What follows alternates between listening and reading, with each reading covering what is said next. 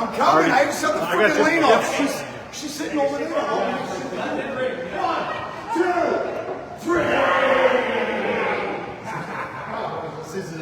Anything else? Yeah.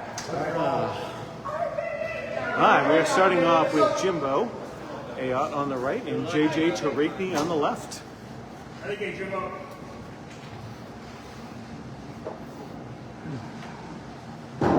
Yes, we are in Amesbury tonight at Maze. This is Riverwalk Lanes, Amesbury, Massachusetts. Rough first start for Jimbo right there on the right-hand side. How was my week? It was a good week. I got about 12 and a half miles in so far this week, so happy with that. Running, that is. Jimbo just missed to the left. That was a nice try on that. JJ missing. Marion, welcome. How's it Friday already? I don't know. The weekend's here, so I'm all for it. Let's do it.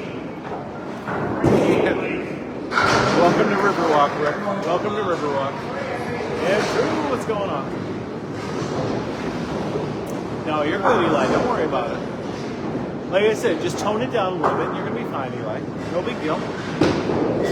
I love having you here. You're always one of the most excited people to be here. So I appreciate you. See you. Welcome with the heart me as well. Thank you.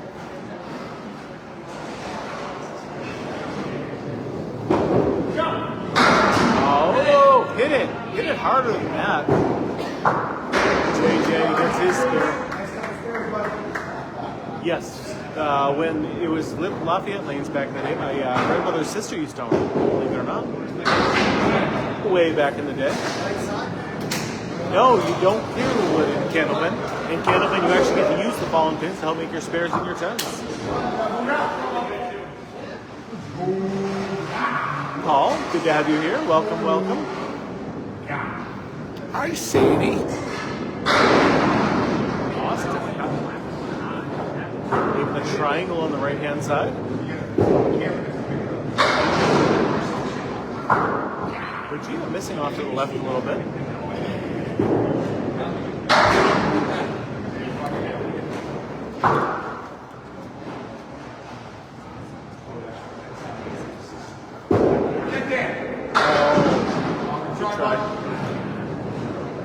So you can play duck pin across pretty much the whole country. It's pretty much everywhere. It is very popular in the mid-Atlantic states, so like the Maryland area. Candlepin you can only find in northern New England. So Massachusetts, New Hampshire, and Vermont. Bugia is how you pronounce that name.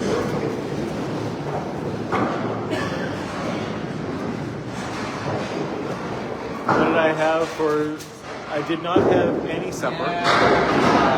For lunch, I had a patty melt with some onion rings with my dad, and I had a couple frosty beverages.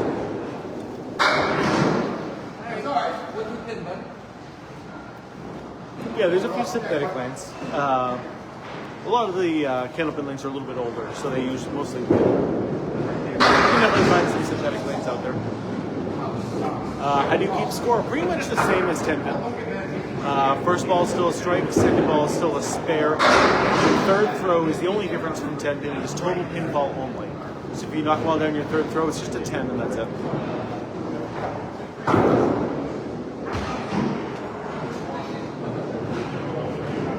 Travis with the heart me, thank you. And go popular.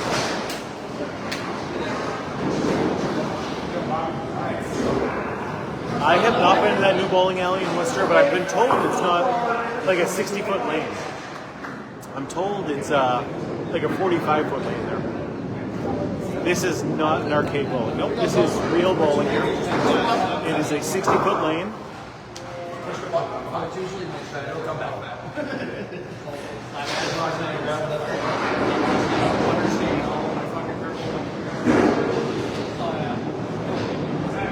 Is that it? Perfect. Dave Godwin on the right, John Starner on the left. You had tomato pie for a snack today.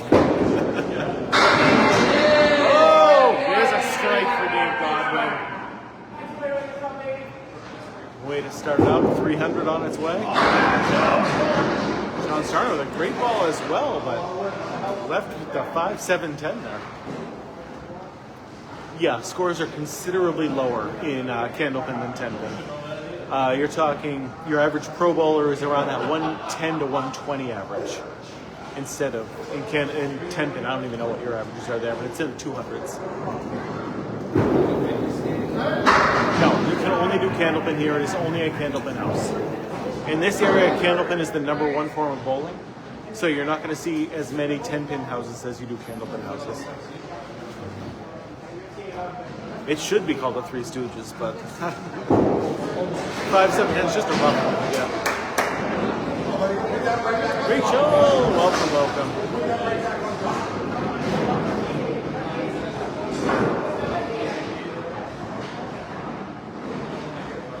So Joe from Lexington, we are at Riverwalk Lanes in Amesbury,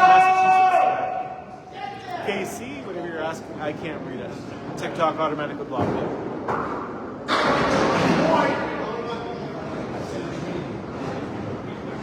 Godwin filling his strike with a 9. 19 to start, way to go. Kyla with 21 chili peppers, way to go. Thank you, Kyla. Yes, the 7-10 is easier in Candlepin than 10-pin because we have we leave the wood up there.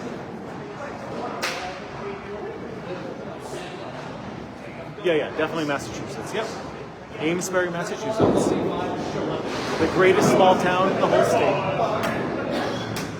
All right, Joe Smith up on the right, Crawford, Pete on the left-hand side.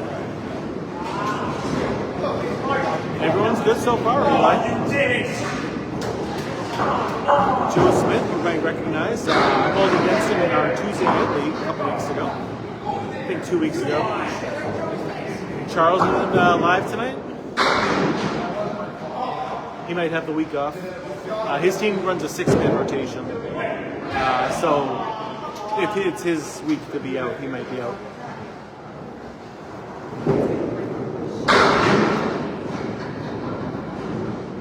Deandra, welcome.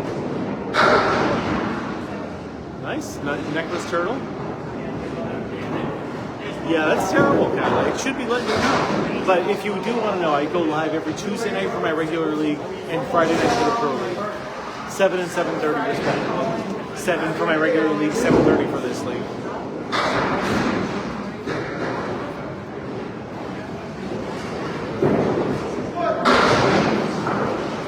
Pete on the head pin, punching straight through.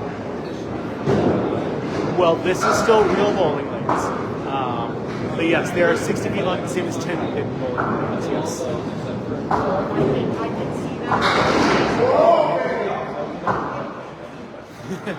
I didn't have any dinner tonight, Rebecca. I had a couple spoonfuls of peanut butter earlier in the day. Oh, nice 1-7-10. But I had a big lunch. I went out to lunch with my dad. I had a patty melt with some onion rings and a few frosty lemonades. So I had a huge lunch. I wasn't ready to have dinner when I came home. Yeah, Riverwalk Lanes. It was originally Lafayette. It opened in the 1940s. I don't know the exact time, but I think it was 1944, 1945, somewhere around there. All right, Tim Jalbert up on the right, Mark Ritchie on the left. Lunch was very good. I do love a patty melt. Oh, there's a nice spare.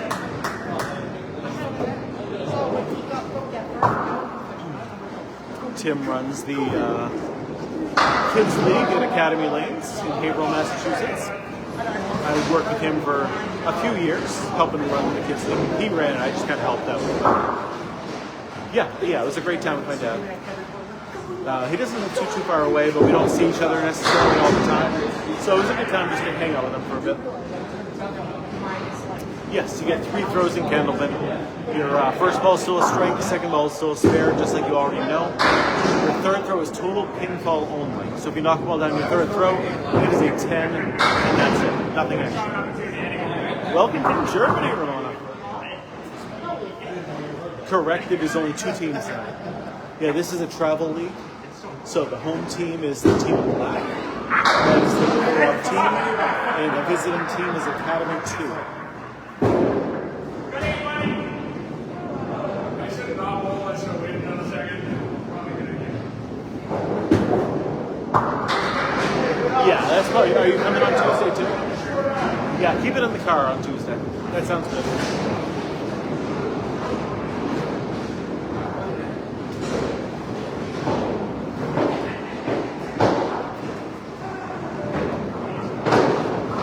Well, I agree. When you're throwing a ball 60 feet away with a 4-inch ball trying to hit a 3-inch pin, it is very hard to be super consistent.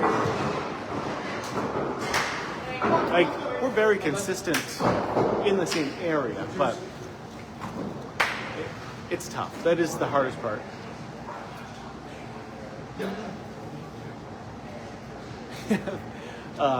No, they weren't at home last week. I covered Lafayette Lanes last week, which is another team that calls this their home. So if I can, I want to stay here at Riverwalk. It's just close to where I live. October 24th is the first time neither team has a home match. So I'll be up at Exeter for C's team that night. Correct, yep.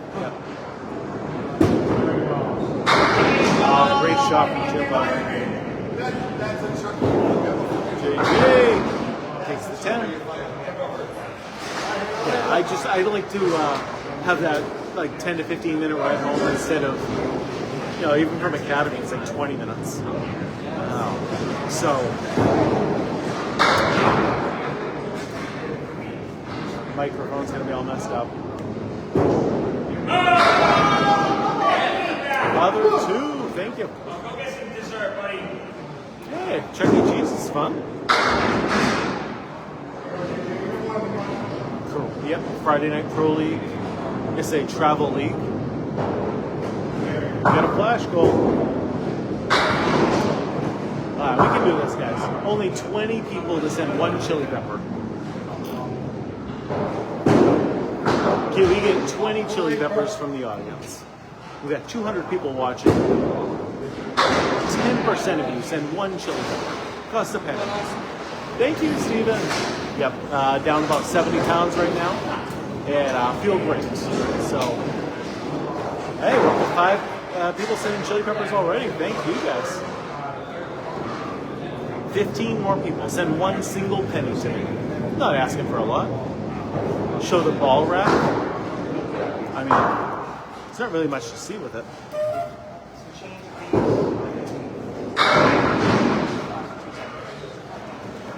Why are all the pins weird? Because this is called candle pin bowling. It is different than 10 pin bowling. Yeah, send a heart me as well, absolutely. What did I do? I have fixed my diet, so I'm just eating better now. Like actually paying attention to what I'm eating. And I go for a lot of walks. Yeah, once,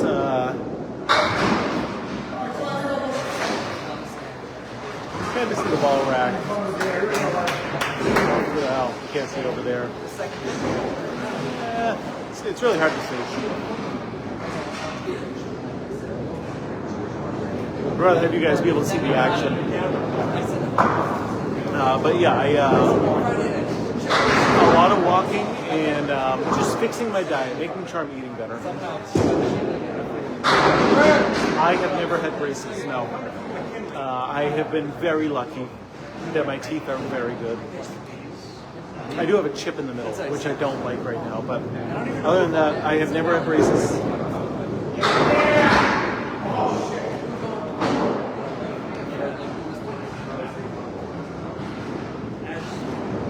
Yeah, that is Austin Barnes on the left-hand side right now. Very good bowler, but everybody here is going to be a very good bowler.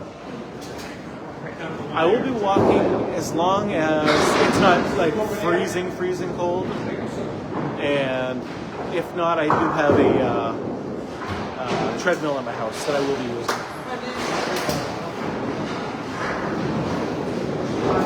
Correct. Very, very lucky about that. Hey, 514. Way to go. As your high 10 pin series. Okay. That's pretty good, Laser. Way to go. My average is currently a 105.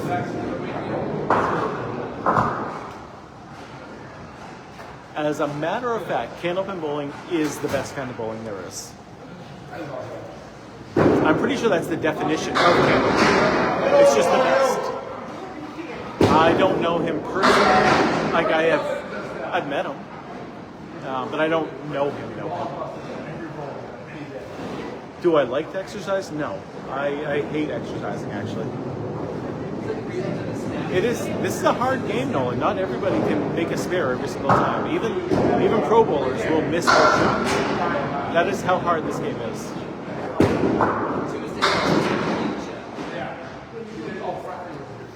Yeah, but then he did one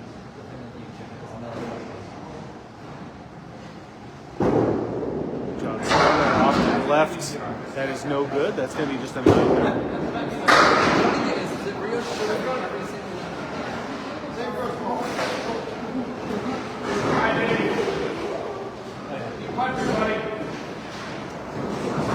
I don't know Phil Harris.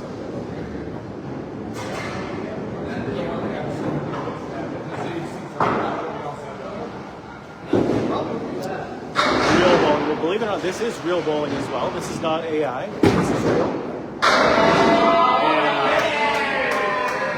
And both 10 pin and candlepin have different skill sets needed.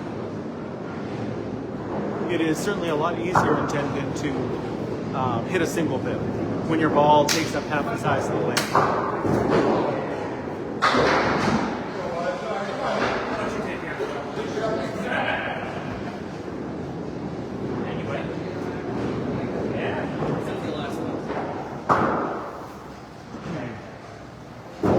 Zarner.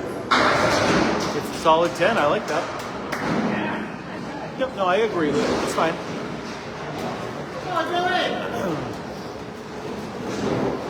Petey Pete up on the right, Joe Smith up on the left. Through the first two. Looks like Academy's up 108 to 92. No, right now it is just these two teams right now. This is a traveling league, so there might be some open bowlers who come in later, but as of right now, it is just these two teams. There's only 8 lanes in this house, so it is a relatively small house.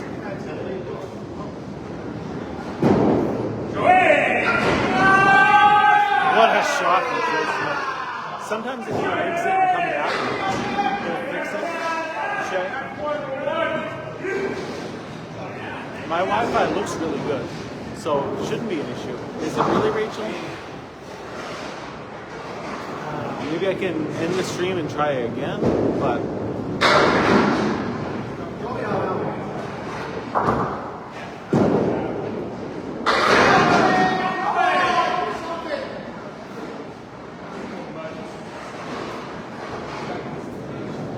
Well, I'll take you as long as I can. It's always good to have you here. That is a long day. Yeah, Riverwalk is a very, very small house.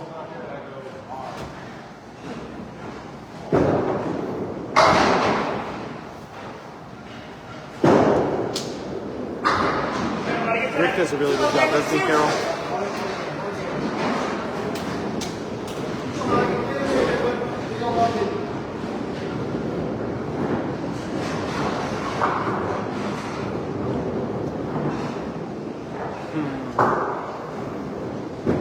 Alright, well let me, maybe, that is Riverwalk. That is the home team in black. Academy 2 is in the gray.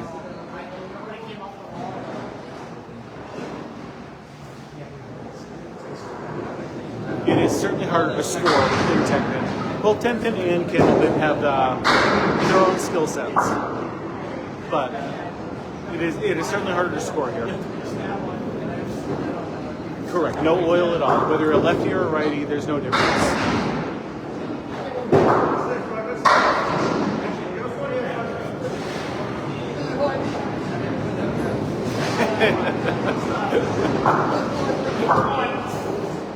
You've never worked this game?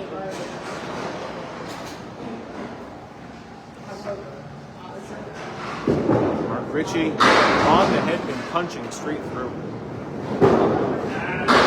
Timmy punching straight through as well. It is a much faster paced game than 10-pin bowling, which I think makes for a better viewing experience, honestly. Taking out just one side. Oh, almost. Good try.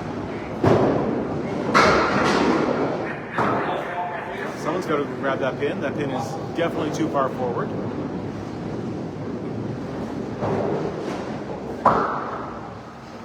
Yeah, and since we use 4 balls instead of just the 1 or 2 that you might use in 10-pin, we're always just grabbing the next ball and going. It's fast like that. 11 more chili peppers, guys. We can get 11 different people to send 1 chili pepper. That's 10% of them. Joey sent 1 chili pepper, thank you. Yeah, and you don't have to wait for the pins to reset. That is true also. WJM, that is candlepin right there. Very, very frustrating, but throwing a candlepin strike is one of the best feelings you can do. Sarge with the chili pepper and Eddie also, and Sarge with the heart me as well. Thank you.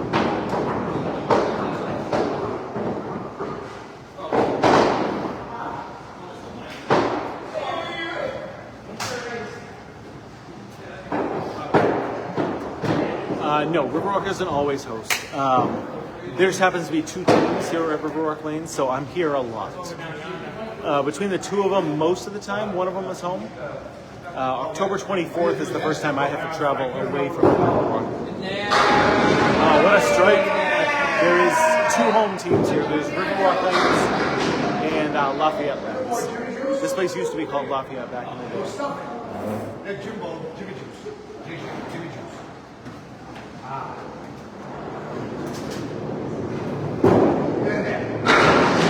Oh! Got the messenger to come back. I love that.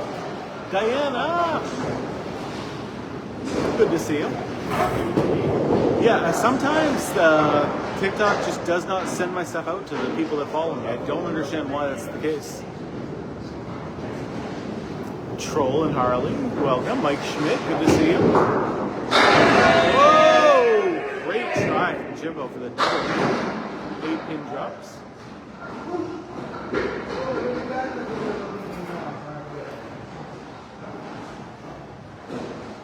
Rachel sharing the live, thank you. Ooh, didn't miss that by much at all. There it is. Great shot, JJ. Way to use that wood to his advantage right there.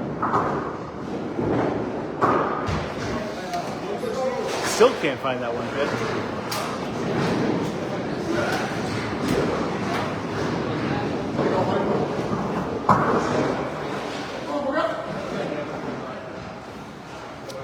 So your average male bowler who bowls in leagues at least will be throwing it between 30 and 35 miles an hour. I've heard of people throwing in 40, maybe up to 45, but usually it's 30 to 35.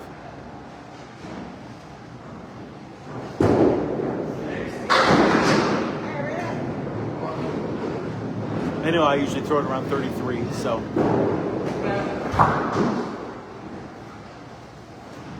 And you want to throw a fastball as a general rule in candlepin.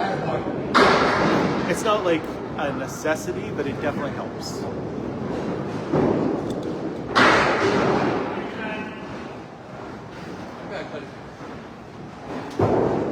Gia. Hit it harder.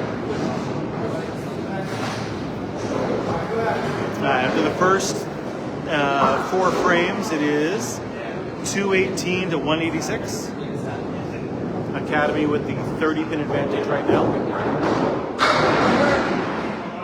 It is none of those think I am. This is called candlepin bowling. Candlepin bowling is a regional form of bowling found almost exclusively in northern New England and Atlantic Canada. Absolutely, the realest of real bowling right here. This is game 1 of 3. There's no lane oil. Nope, that is a straight wooden lane up there.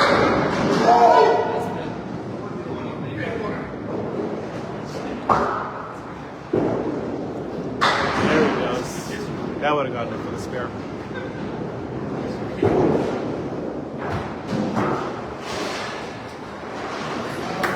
Yeah, they definitely can. A lot of these guys, I mean, that's why they're pro bowlers. This is the Friday Night Pro League. Okay, good. I don't understand why. Like, the Wi-Fi looks great on my end. I got the green light and everything.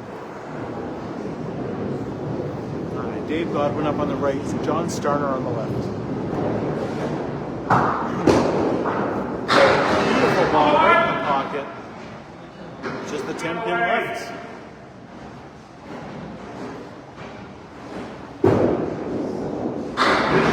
Why are the balls expensive? Well, we buy 4 of them at a time, and they can be around $300 for 4 of them. But I mean, that's only $60, $70 $75. Oh, the Wi-Fi is usually pretty good here too. Alexander, welcome.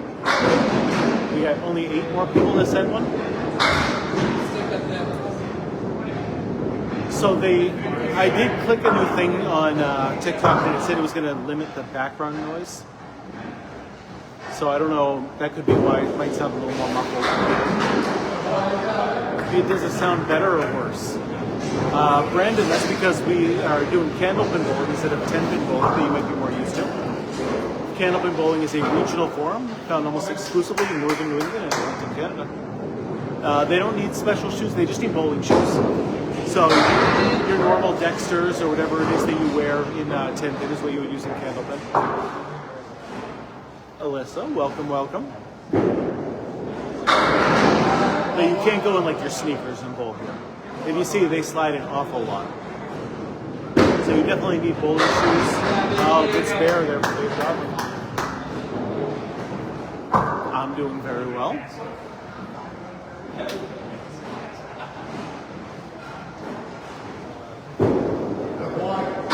The commands aren't working. I'll have to check that out after. I can't fix it right now. That's something I can do from my laptop at home.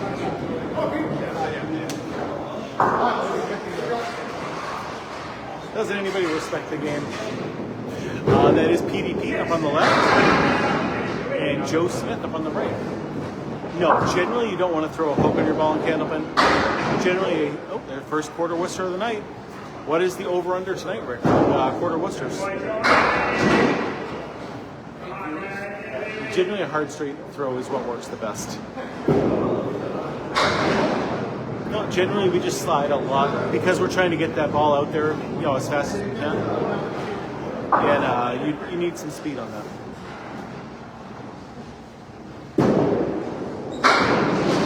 I've seen some people throw it real fast. Door dog. Keith Beaupre, Tim Douglas. I see when they throw the ball. The ball hums down the lane. 4.5. Okay. Oh, there's a strike. 4.5 is the over/under for quarter Worcesters tonight. Let me know what you guys think. The guy in the parking lot of AutoZone has been talking about it for weeks. So, he knows what he's talking about. What do you guys think? Over/under 4.5. Quarter Worcesters tonight. We're at 1 already. Yeah, that's a nice fast house. Gotta love Millis. Very well maintained. Under, huh? Okay. Isaac's going with the under as well. Isaac and Shay with the under. There's still 10 pins and in the same configuration as 10 pin Shay. Yeah, this is the middle of game 1 right now. Mark Ritchie. Wow, how is that not a strike? That's a perfect ball. Someone is keeping score. Both teams have to keep score for their teams. But it is still pencil and paper. Tim, a beautiful spare right there. Oh, welcome. And Mark Richard with a nice spare as well. Yeah, I'll check my night ball when I get home. You never heard of Candlepin? That doesn't really surprise me. Candlepin is a very regional form of bowling found almost exclusively in northern New England and Atlantic Canada. If you've never been up here, you might not have ever seen it before. The balls are 4.5 inches wide, and strikes are very different. This is not a strike game, this is a spare game. Good evening. Alyssa Searle says hi.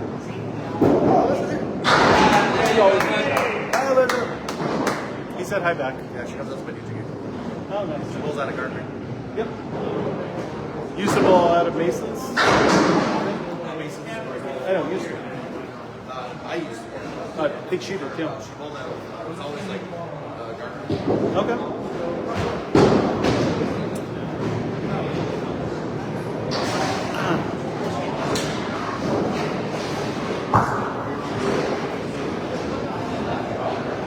I see the Nightbot stuff, but it's not coming up with the commands. At least I'm not seeing them either.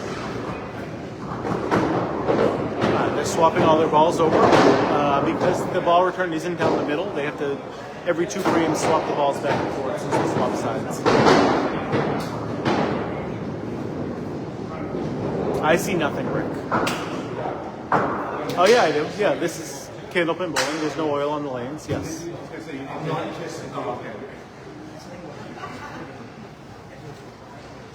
But why not? JJ off the head pin to the left-hand side. Look at that beat. I know. I'm not kissing that.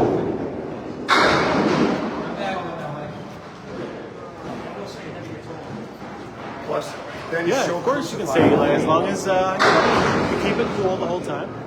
A good average for a pro is between 110 and 120. The higher the better, but like a 115 is a good average for a pro bowler here. Yep, so Tuesday night is my regular league. Friday night is the Friday Night Pro League. I don't bowl in this league, I just kind of cover it.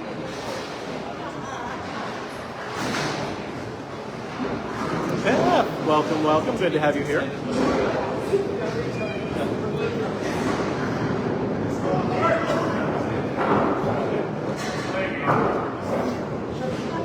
I definitely saw them, Isaac. I don't know why. Yeah, I enjoy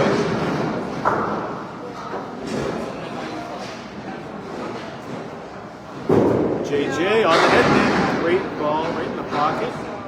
1 pin left standing.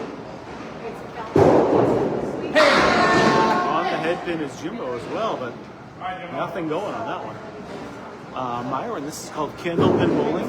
It is a regional form of bowling found almost exclusively in northern New England and Atlantic Canada.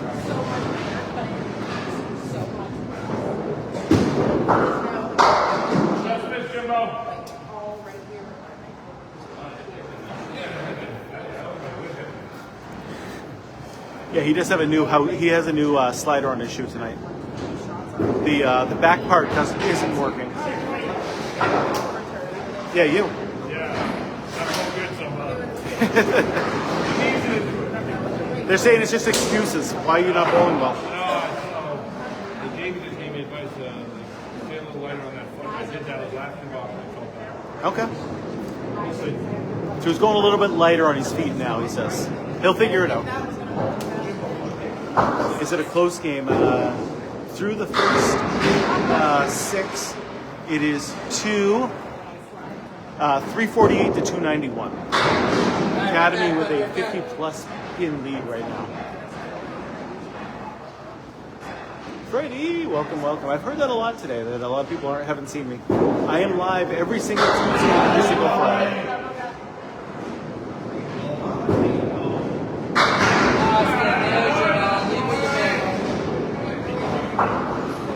So Candlepin bowling has actually been around longer than 10-pin bowling. Candlepin bowling began in the 1880s, and your modern 10-pin actually began in the 1890s.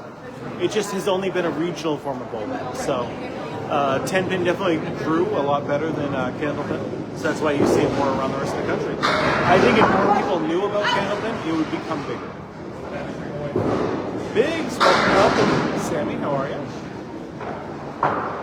Your face, hold buddy.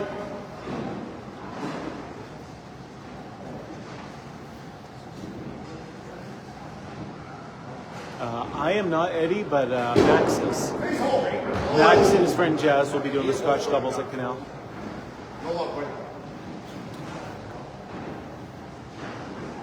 buddy. Jonathan with the shares. Thank you.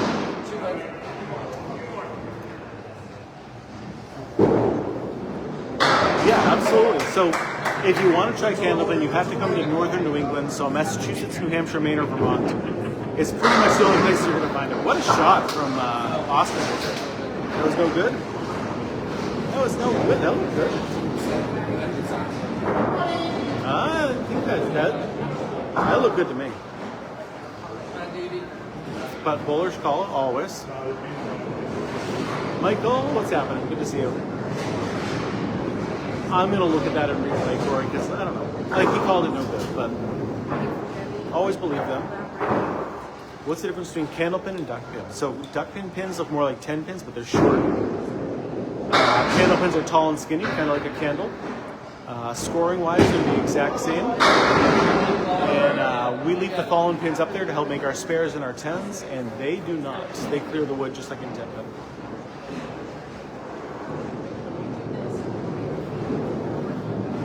Duckpin is definitely still around, yes. Duckpin is bigger than candlepin across the whole country.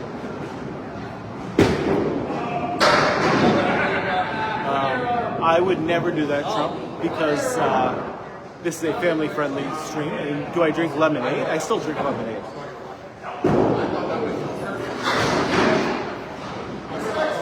Sean, how you doing, buddy? Good to see you.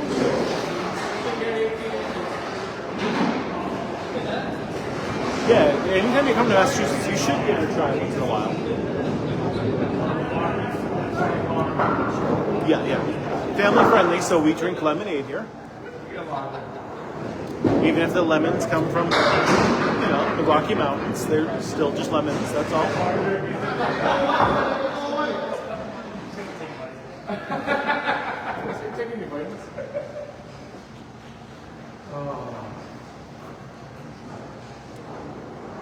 I don't know anything about that, Joey. No, nothing about that. The zero sugar strawberry lemonade, very good. You gotta go to zero sugar stuff nowadays.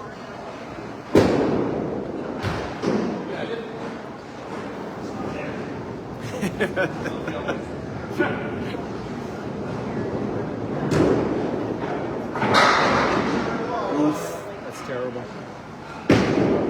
I hate traffic. Yep, yeah, in Candlepin, Myron, you actually get to use the fallen pin to help make your spares and your tens. Most of the time it's a help, but many times they can block the way of the pin and get right in the way.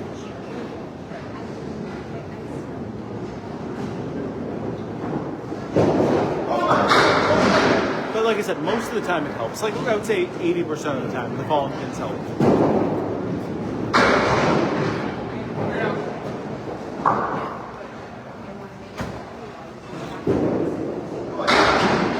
Learning how to use the fallen pins is what makes the really good bowlers really good.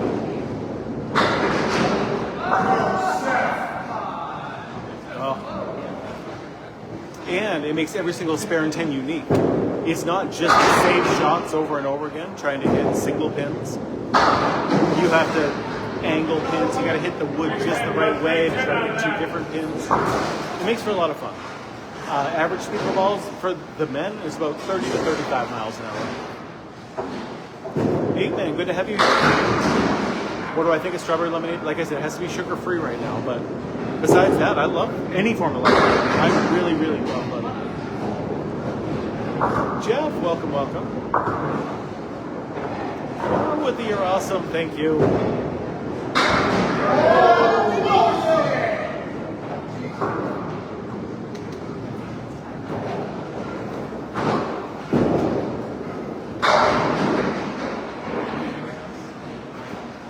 3 throws per frame. That is correct. Yep.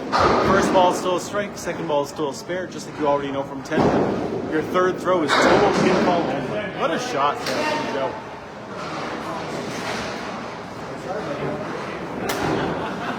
A very up and down hook and pass. Take my Tuesday night league this week. I went 117, 92, 82, 118, 112. What happened in those two in between, I have no idea. But I kind of took a break and walked away for a second. When I came back, I was back to my normal 110 plus, But why did I throw an 82? I have no idea. Yeah, it is normal bowling shoes. Your Dexters, your whatever. There's no special candlepin shoes. But you have to have bowling shoes. Timmy! How many pins per frame? There's 10 pins up there, and this configuration has 10 pin bowling.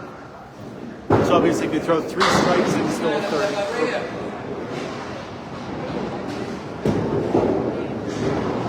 Are you still bowling hook and pass right now in the pro league? I assume not, since you're watching tonight, but Beth, thank you for the heart, me. I appreciate it. There is actually one in Ohio, Myron. It's at the Wyoming Civic Center outside of Cincinnati, Ohio. The problem with that place, though, is you do have to rent out the entire facility if you do want to use it. It is like more for like weddings and corporate retreats and stuff like that. Oh, okay, your week to set. 612, way to go, buddy. That's huge.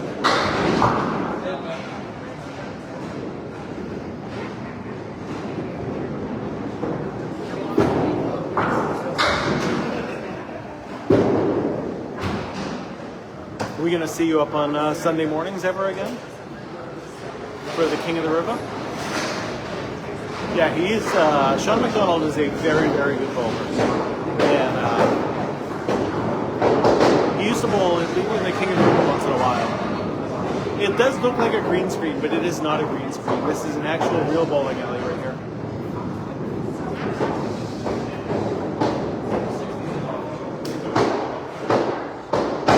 There is no oil on the lanes. No, the ball generally doesn't hook. Generally, it is a hard straight throw that works the best. Oh, yep.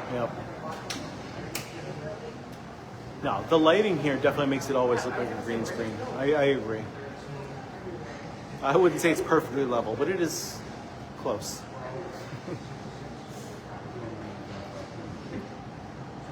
Especially lane 8.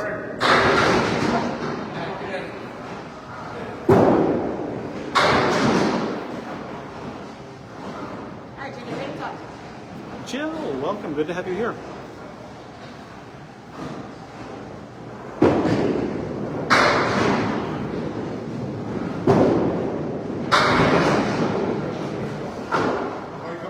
I can't wait to try this Milo's. I've heard such good things about it.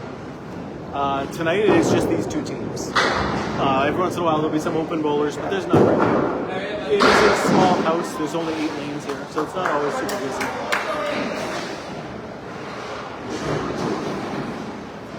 Yeah, that is always the hardest part about the King of the River.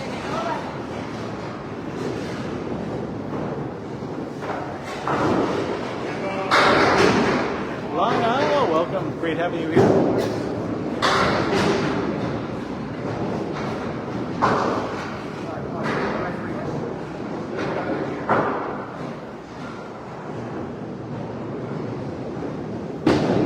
Jimbo on the head pin. What a shot.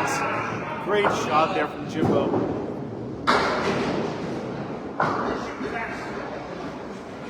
Yeah, 7 pin wants to stay up for JJ.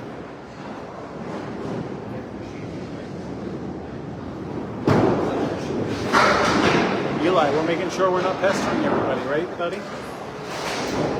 We don't need to be tagging everybody all the time. You can ask me what I'm doing for Halloween, though. I will be visiting my mother for Halloween, so I will be out in Nevada back then.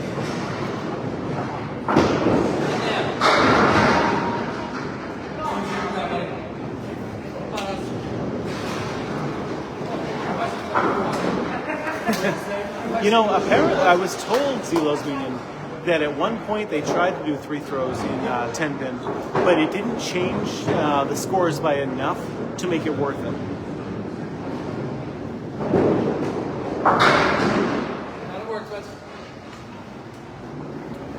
Is it one solid piece of wood for what? The pins?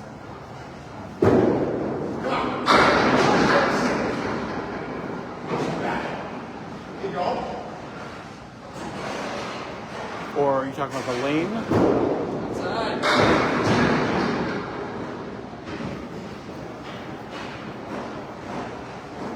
The ball is not wood at all. It is either urethane or rubber, just like a 10-pin ball. Just no inner core like you have in 10-pin. My average so far this season is a 105. Con, if you've never been to northern New England, you might not have ever seen it. It is the only place you're going to be able to find it is in Massachusetts, New Hampshire, Maine, or Vermont.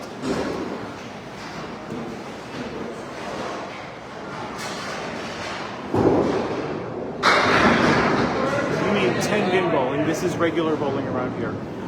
But yeah, in 10-pin bowling, at one point, like a long time ago, they tried the 3 throws.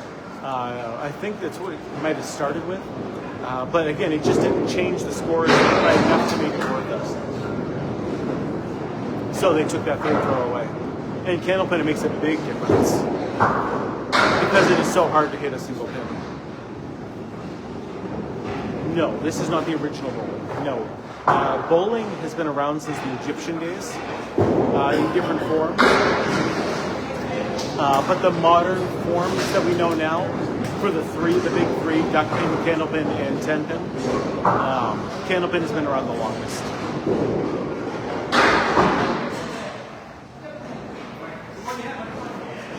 Yep, because we actually leave the fallen pins up there to help make our spares and our 10s. Academy lanes is great. Yeah, absolutely, Camel Girl. That is a long drive, but hopefully you did other stuff while you were up here. What is the fastest roll for candlepin? I don't know if we have an actual number for that. It's definitely 40 miles an hour or faster for sure. Much harder to score than 10-pin bowling, yes. The ball comes back after like 30 seconds or so, but it comes back on the outside here. Alexander, there's a few reasons that I think why candlepin never outgrew the New England area. One, I think it's gatekeeping. I think New Englanders really don't like to share that much, and they wanted to keep candlepin to themselves back in the day.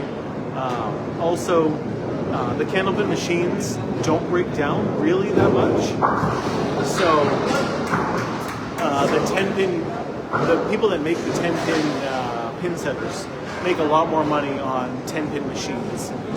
So they can sell more of them around the rest of the country, making more money on that. And I think that's the major reason. 300 has never happened in candlepin. 245 is the most that has ever happened. It's happened twice.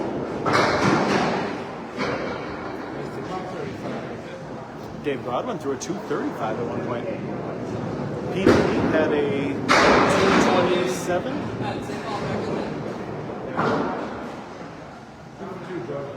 Yes, the 10-pin industrial complex, yes. I don't know if it's necessarily a conspiracy, more just like they make enough money on 10-pin that they don't need to push other stuff that's going to eat into their 10-pin profits. Everything that people hate about 10-pin bowling, you don't have to worry about in candlepin. You're not going to throw with 2 hands, and you're not going to have string pins. As far as I know, the guy on the left, John Starner, has bowled candlepin his whole life.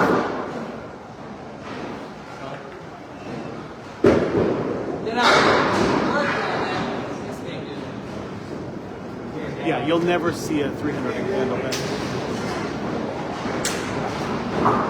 Yeah, another thing is the low scores in candlepin. It is very hard to score, and obviously 10-pin you get bigger scores, so people like to get bigger scores. No oil on the lanes. Nope, these are straight wooden lanes, nothing on it.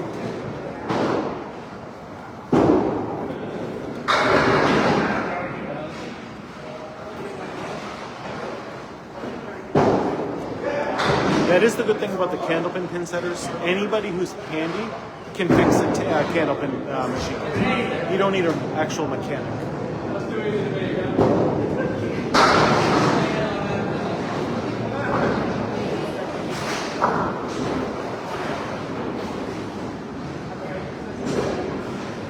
Joe Smith, great shot on the head pin.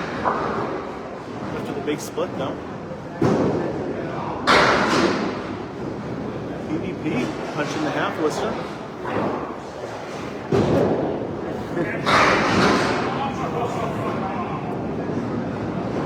A little bit longer, Lee. Just Eli. Like I said, stop tagging everybody, okay, buddy? We don't have to mute you again, okay?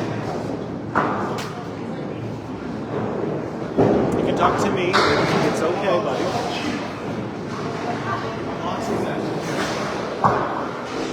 Yeah, I appreciate it. I love having you here, okay?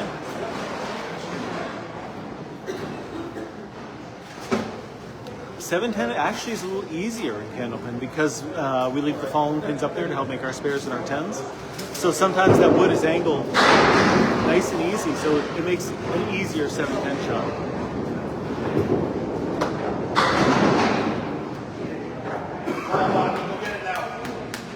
I will be bowling if I decide to bowl here on Sunday. I'll be bowling here on Sunday at 9:30 a.m.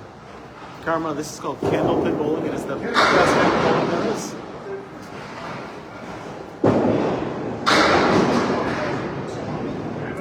Scoring is almost the same as 10-pin bowling. First ball is still a strike, second ball is still a spare, just like you already know from 10-pin bowling. Your third throw is the only difference in scoring, and that is total pinfall bowling. Most likely I would be here, Eli, but I never know. You work at a 10-pin bowling alley, Karma. This is regular bowling alley. Zelo, this is Riverwalk Lanes in Amesbury, Massachusetts.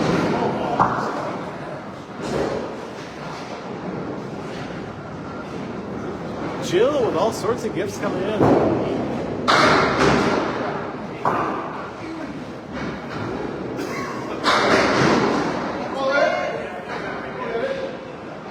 Oh, I like that. It is coming up soon, Jasmine. I'm not sure exactly when that is. Yeah, but Eddie's still in the chat. He was asking about that tournament. You guys know when the Scotch doubles at Canada is? Sean, how are you, buddy? I have subbed on one of these teams, yes. Last year, I think I subbed only one time. No, maybe 2 or 3 times last year. And 2 or 3 times the year before. It certainly doesn't happen a lot. There's a lot better bowlers out there than me. But the fact that I'm already here does make it a lot easier for a lot of people, a lot of teams. I did well, yeah. Had about a 107 average, 108, somewhere around there, for the entire time that I bowled, which is good. I'm not bowling tonight. I'm just here watching the same as you guys.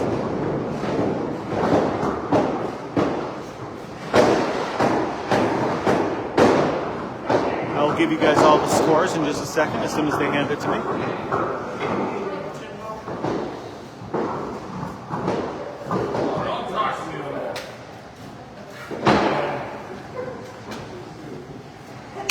They're going to do all the math first. When Max will be back. But Max will be back bowling on Tuesday. All right, JJ. I know you bowled pretty decent last game, but we'll better. He's a little salty. Whoa, JJ, great ball, but left with a nasty split. Thank you, sir. Hi, everybody. Here's the scores. There we go. 575 to 517. There we go.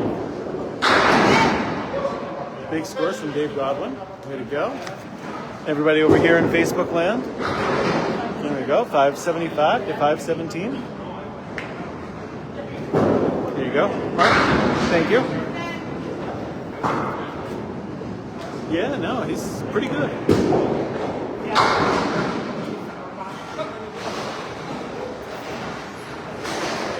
I can't wait, Rick. You let me know when you're up here. I'll be there.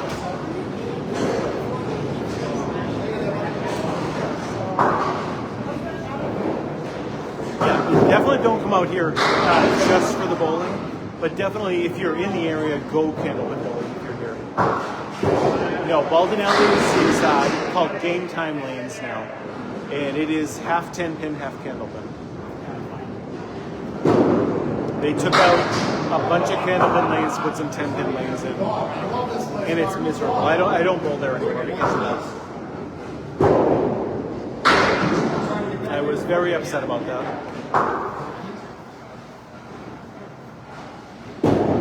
You don't have to throw the ball hard, Sandy, but it helps. Oh, thank you, Eli. Thank you. Oh, thank you, Jill.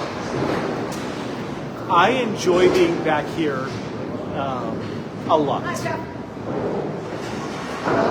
I'm glad you guys are enjoying it as well. DKK, this is called Candlepin Bowling. It is the best kind of bowling there is.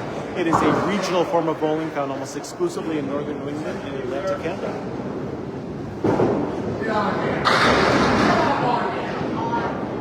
Like I said, either Sunday at 9:30 or Tuesday at 7.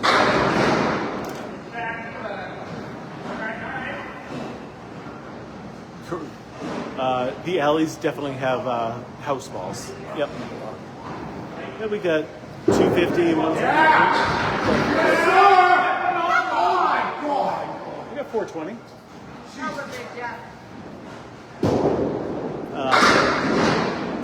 It is the reason it's not, popular. It's just not in enough places, and people want bigger scores, and so they're going to go 10 pin bowling more often.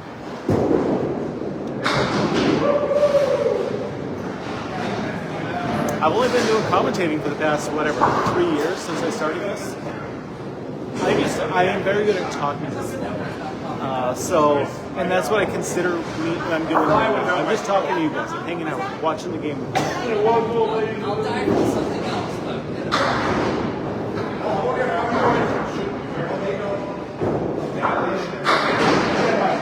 At the end of the night, all these guys are going to be friends, But it's definitely intense while they're doing it.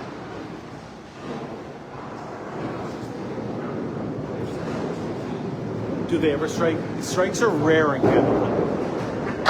This is a spare game, or you're going to 10 game more than anything else.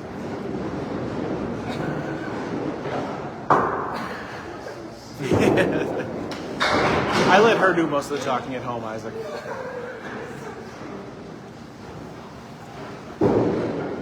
She makes fun of the stuff that I say afterward.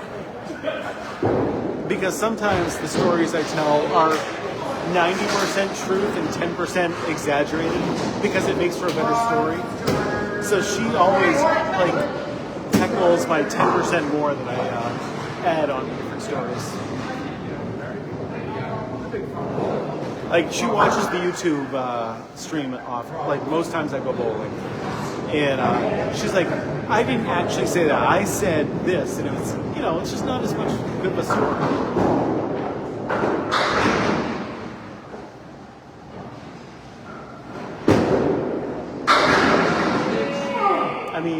Is bowling ever really a cardio game? No. No. Yeah, no.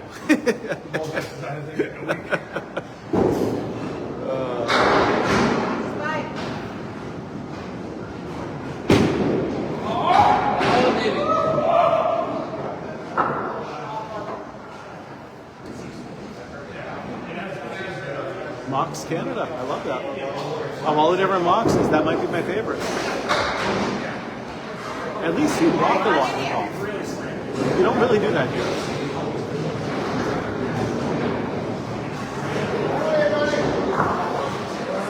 Oh yeah, if you got a golf cart, forget it.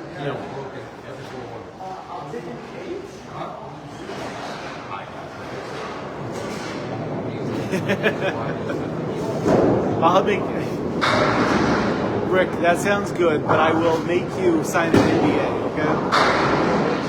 I will make you sign an NDA, and then you can make those cookies, and you will love it.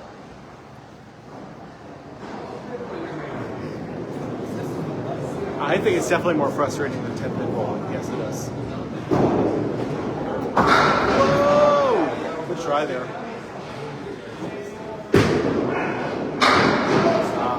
Godwin dropped that ball. Hey, we're going to have some open bowlers here, so there'll be more noise.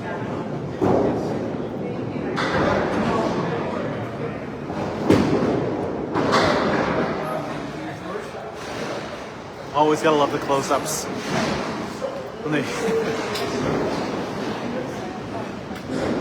So Panthers, this is Riverwalk Lanes in Amesbury, Massachusetts. I think it's more fun than 10-pin bowling. Every spare and 10 is unique because of the fallen pins. We get to throw it as fast as we want, up to 30, 40 miles an hour. And it's just fast-paced fun.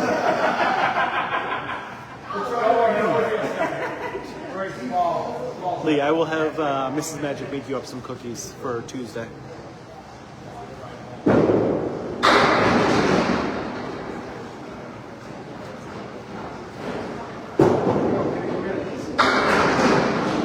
Yeah, you want to make sure your feet are in good health before you go canvas and bowling. Is that what you want? Oatmeal chocolate chip? Generally, she just makes regular chocolate chip.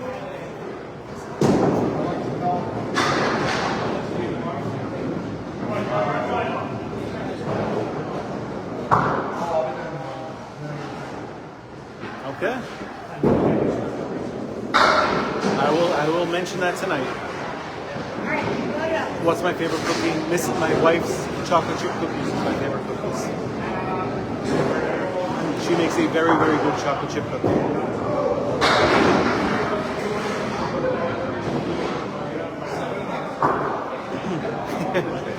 Well, Lee is going to be coming up, one of my moderators on TikTok. He's going to be up here next week.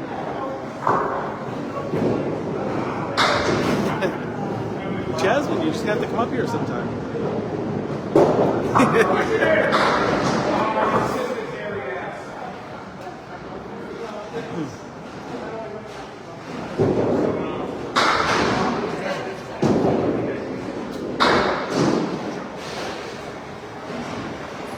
There's a lot of wooden lanes in Canada, and there is still some synthetic lanes out there, but it doesn't have the same effect that 10-pin lanes do.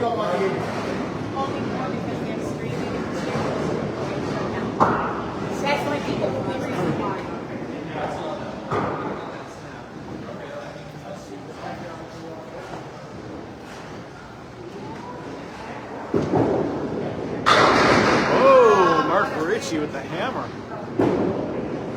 Tim Jalbert punches the head.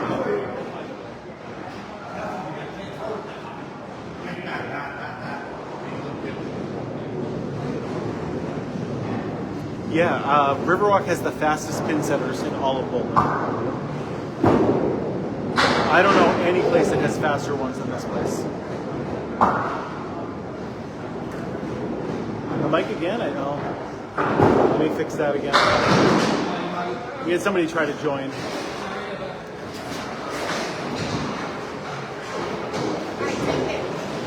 That's pretty good yet. Well, listen,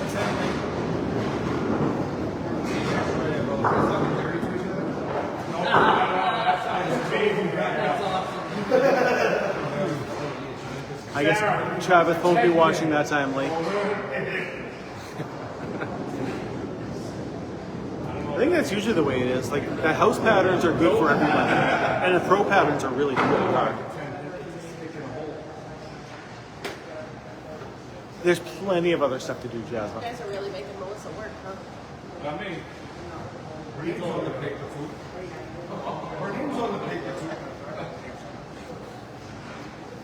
going on, Sonia? How are you? Good, good. How about you? Good. Whoop, there it goes. What is the line across the alley 10 feet down? So that is called the lob line. Your ball is to make contact with the lanes prior to that, or else it's a foul ball, same as if you threw a ball in the gutter.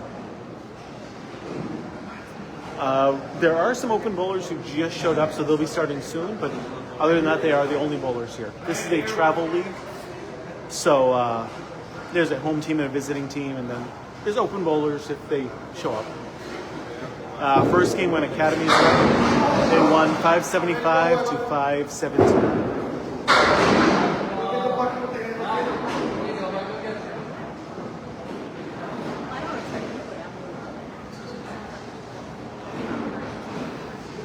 Mark Ritchie working on his strike. 6 fill.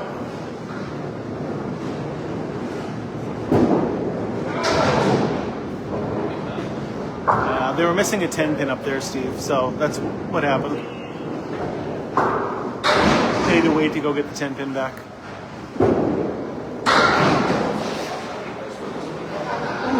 By 100 pins, Jeff? That's rough.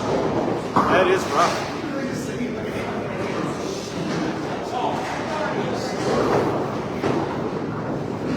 Oh, yeah.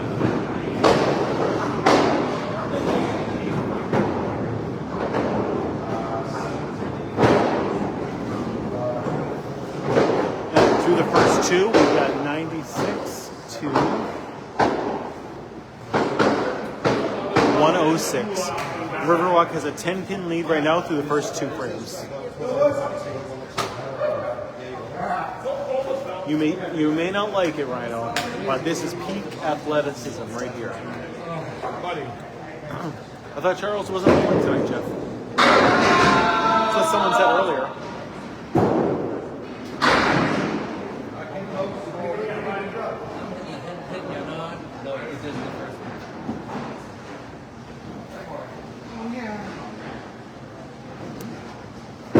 Oh, one makes that. Good spare.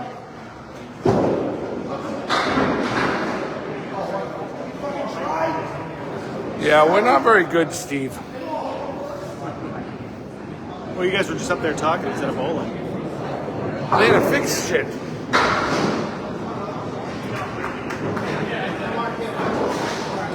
I better. I gotta show off in front of you. Hey, what's going on? Good to see you again. Unfortunately, Jeff isn't here to interpret for me anymore, but good to see you back.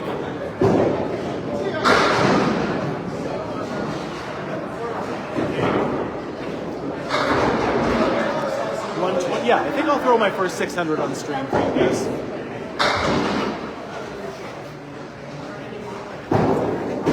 Okay, that might be true in 10-pin, Mr. Meat, but in Candlepin, you actually want to throw a faster ball if you get more pin share. Yeah, while you're there. There's still 12 inches between each pin. The same as it is in 10-pin. What brand are these pins? I believe these are Garlands.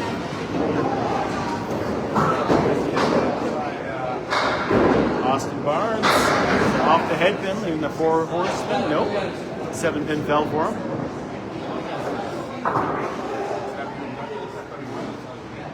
High single at 175. Ooh, I don't know about that. Yeah, someone said earlier that he wasn't, but he is tonight.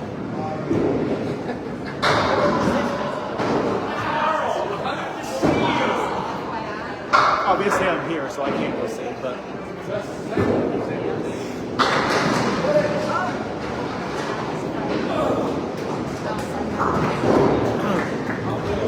Lee, if I get 4 strikes in a row, we're going out after. We're having a good time, man.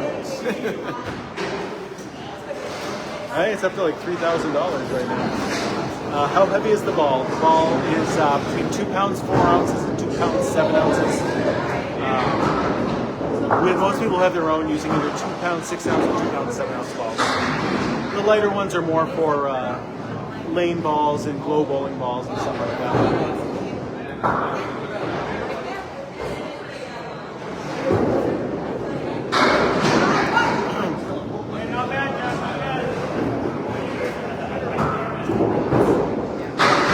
This is still bowling, Benny. It is just a different version of the bowling that you might be used to. So you might be more used to the big ball bowling, also known as 10-pin bowling. This is called candlepin bowling. It is a regional form of bowling found almost exclusively in northern New England and to Canada. Each kind of bowling has its own skill set needed. We don't worry about oil patterns. We don't worry about things like that. Revolutions on our ball. 10-pin is more about consistency as much as you can with your first ball. In candlepin, it's about your accuracy and your second and third throw. We are definitely in the United States. This is Riverwalk Lanes in Amesbury, Massachusetts.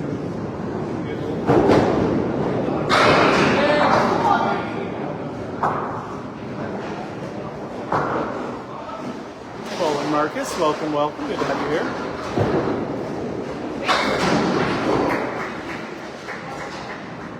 Really, Melissa? Oh, Dylan. Dylan Moore. Really? So we throw in this league. It is 2 frames at a time. We throw 3 balls per frame. Yeah, he's been bowling really well recently. Your ideal speed depends all on you. Men generally throw between 30 and 35 miles an hour. Women have a larger range. They can throw between 20 and 30 generally. Strikes do happen. It's just more rare than 10. Your average pro bowler only throws about 1 strike per game in Canada. No finger holes in the balls. Nope, you just palm the ball. So on YouTube, you can just press exclamation point, whatever, do different commands, and it has all those answers. So my moderators over there, anytime anyone asks that question, you can just do commands and it'll automatically answer it.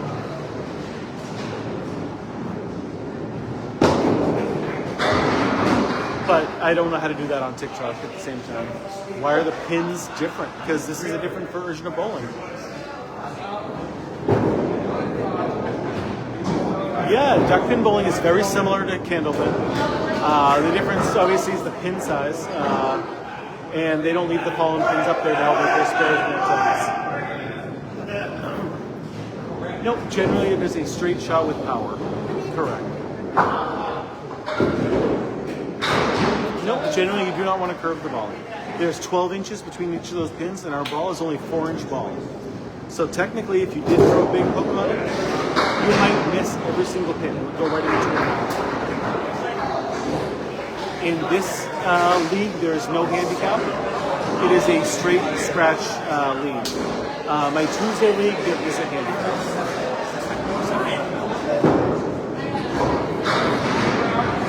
That is always the biggest thing people say, to me at least, when they move away, is how much they miss candlepin. Jonathan, welcome.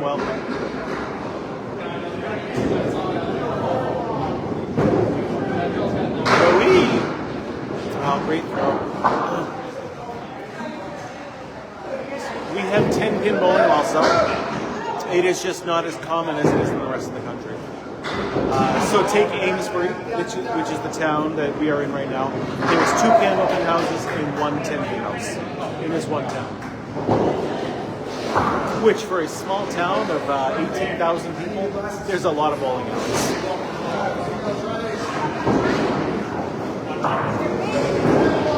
Yes, it is certainly harder to score, Alexis, than 10-pin.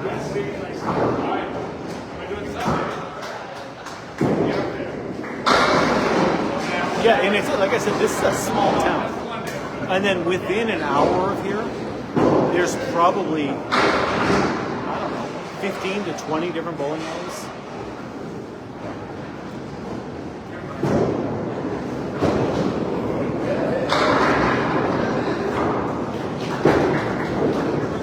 Yeah, that is very, I assume that's 10-pin.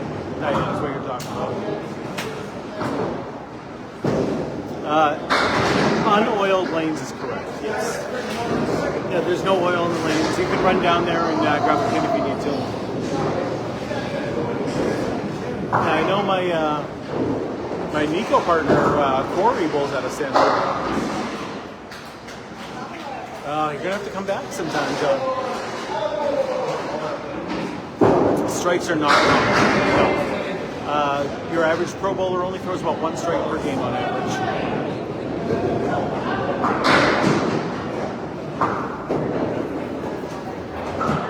Yeah, back in the day, bowling was much, much bigger than it is now. Like, look at that. That is where the wood just absolutely robbed Timmy.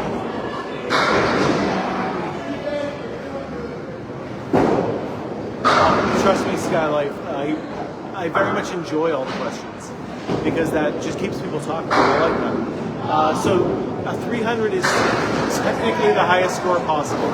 If you throw 12 strikes, it is still a 300. But that has never happened in the history of the game. Candlepin's been around for almost 150 years, and 245 is the most that has ever happened.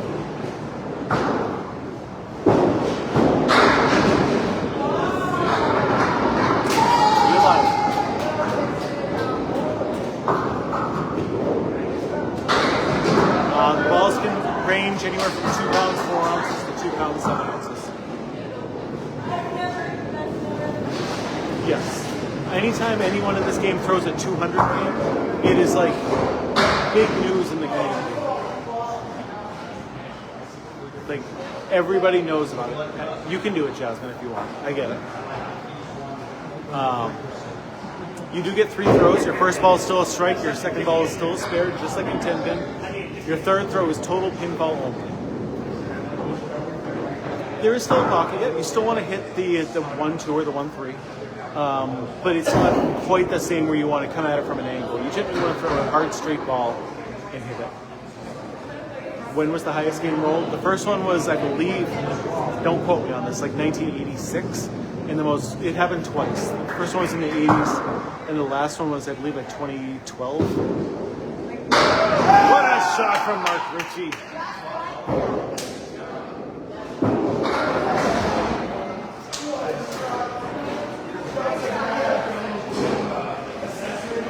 Yeah, I mean, I consider this a very small town. Technically, it's a small city. Amesbury is the smallest city in Massachusetts. You do not need to oil the lanes.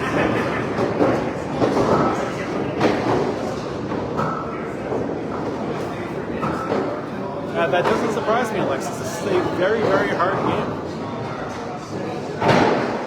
I think I've only thrown more than 140 probably like 10 times in my life. Yep, it is still a 60-foot lane. Same as 10 pin.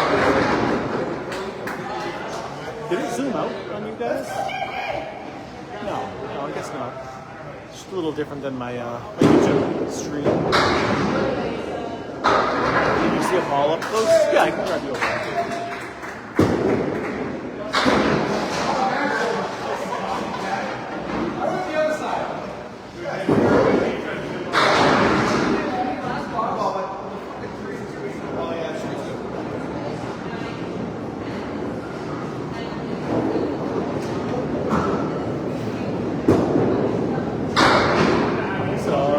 TikTok, here's what the house ball looks like. Just fits right in the palm of your hand. Already on, oh, okay. Well, that was really bad, but about the same size as your regular red solo cup. Fits right in the palm of your hand. They can range anywhere from 2 pounds 4 ounces to 2 pounds 7 ounces. But most people who have their own are going to use either 2 6s or 2 7s. Yes. Most people will have their own sets of balls. When we buy them in a set of 4. And then all 4 will be the same exact size. No, this is Riverwalk Lanes, Amesbury, Massachusetts. There is a huge benefit to having your own ball. First of all, there can be different weights. So generally the house balls are going to be lighter and not carry as much. And also, they're going to be very inconsistent. So if like you look at this house ball, you see all these different nicks and stuff taken out of it. It's just a way different amount, and it's not going to roll the same. when you're using your own balls, they're going to stay consistent. You can buy a set of 4 for anywhere between $200 and $400.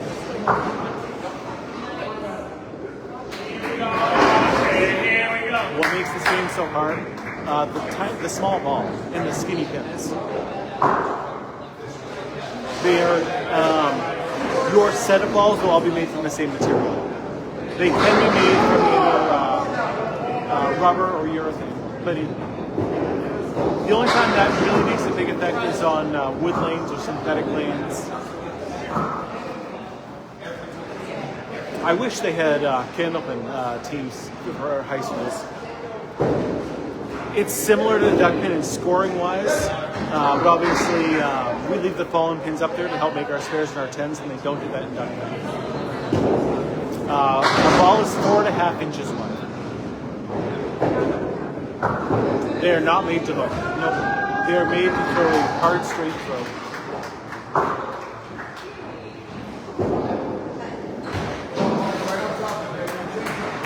Welcome, Tony. Yeah, it doesn't make as much of a difference as it does in the other.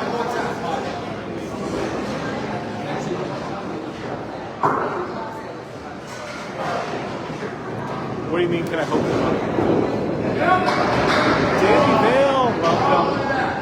You're making me blush, Danny. You know how cool it would have been if Austin just threw a strike when you asked that? He threw a great ball. There's no reason that wasn't a strike. Who invented it? I don't know who invented it, but it was somebody in Worcester, Massachusetts.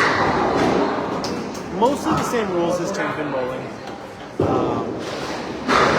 There you go, 2 spares up there. The differences between 10-pin and candlepin. There's no oil on the lanes. We get 3 throws instead of 2, and we leave the fallen pins up there to help the spares and downs.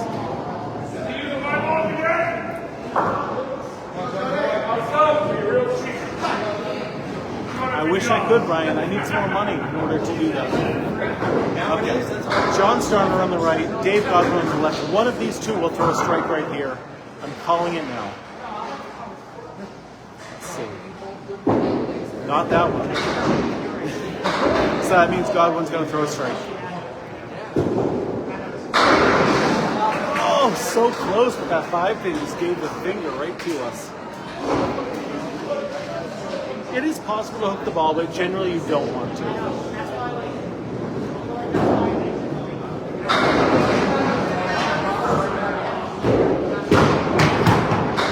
Now you were right about the spare. Look what you did, Davey. That ball slammed into the ball of Florida. Why was it both of mine?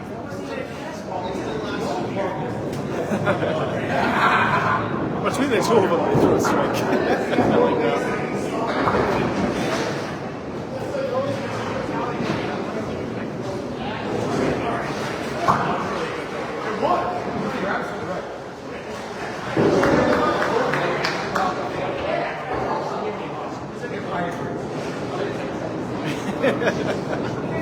Danny, can you watch me on Tuesday and just call strikes all night long, please?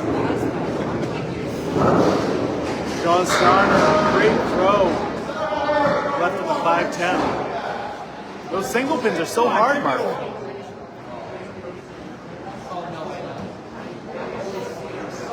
What is this game called? TO. This is called Candle Pin. Oof. Oof, right down the middle. Yes, but it is 45-foot lanes, Rick. So it's not a real candlepin lane. You call it on yourself. In big tournaments, sometimes they'll have log line judges, but that is few and far between that we ever get that.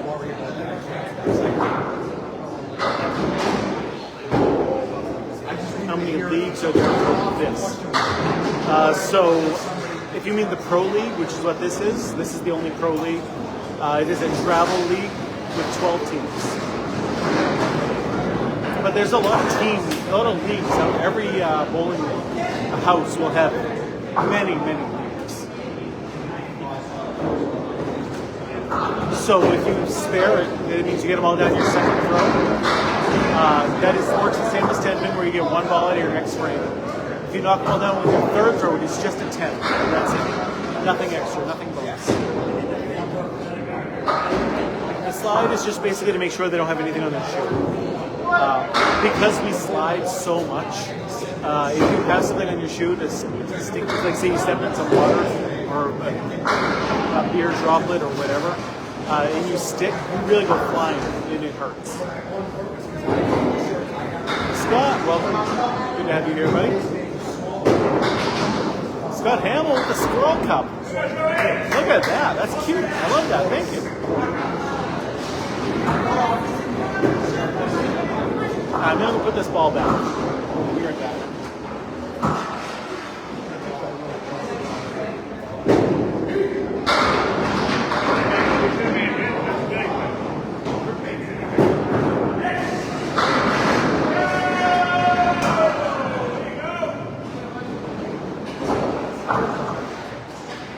So you get 3 throws per frame. First ball is still a strike, second ball is still a spare, your third throw is total pin count, and then you reset it. And then we do 2 frames at a time.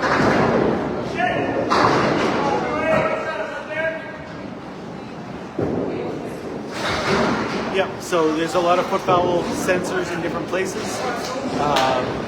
Riverwalk does not have foot foul sensors, so you have to call it on yourself as well.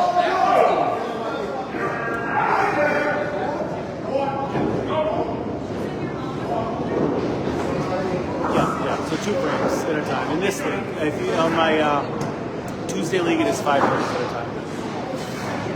Nope, there is no oil on a candlepin lane. Candlepin lanes are straight wooden lanes, and that's it.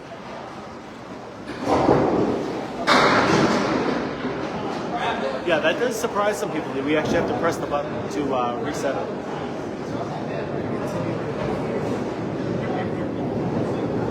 The third throw does, just counts for a 10. If you knock on that, it's just a 10.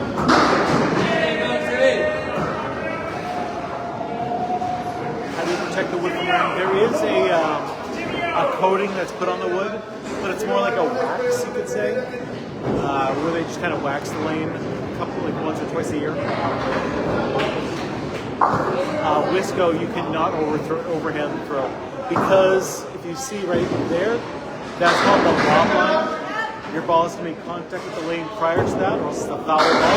Same as if the ball went there. So if you did overhand throw it, you kind of have to spike it into the ground. And you wouldn't want to do that.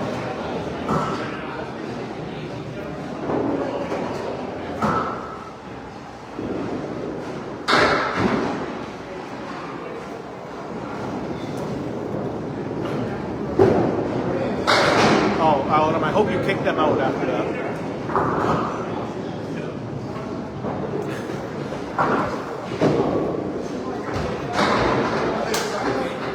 Like, they underhand through and just kind of held on to it a little too long, or did they, way lob it down there? Yeah, if you, Autumn Maury was just saying that someone did that in her place, and that's unacceptable. You don't do that. Yeah, absolutely. It is much more natural to throw under.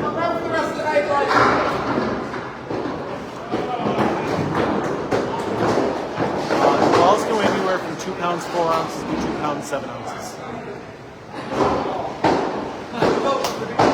Well, this is still bowling, remember. But yes, the bowling season usually starts right after Labor Day and goes till April.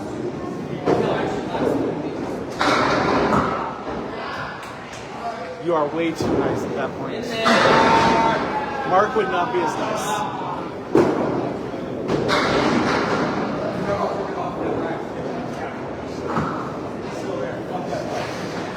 Are the balls the same size and the same weight? They are roughly still all the same size. They're all 4.5 inches. They can range in weight from 2 pounds 4 ounces to 2 pounds 7 ounces. Correct, yeah. The ball just has to touch the lane. If it bounces over it, it's okay, as long as it hits the lane in that 10-foot mark.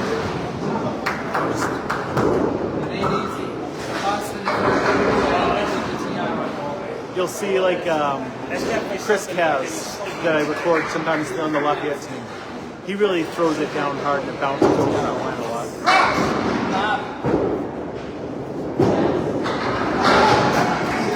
Oof.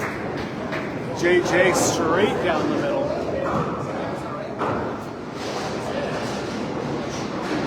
Thank you for reposting that. Thank you for the follow. Oh, what a shot! Great shot. Oh, almost back-to-back great shots. That was a pro-level spare right there from Chigoya. Pro-level spare.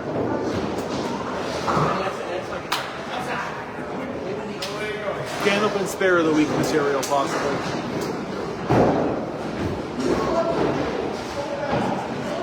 Oh, that was a spread eagle, I think, mostly. I think it was only 5 pins instead of the full 6, but pretty close to it.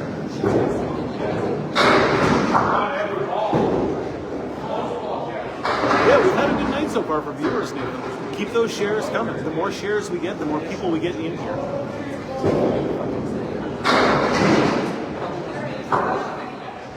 Oh, riding it up.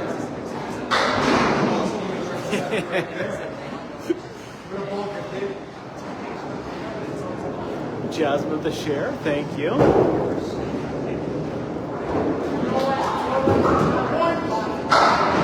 Oh, that 7 pin doesn't want to go for him.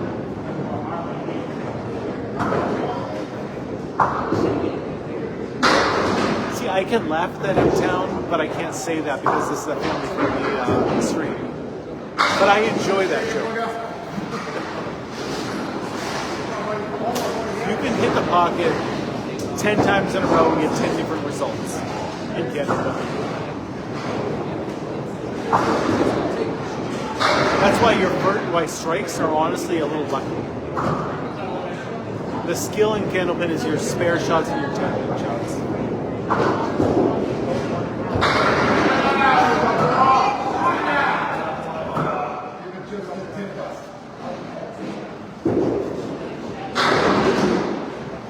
Does that sound any better now, Nathan?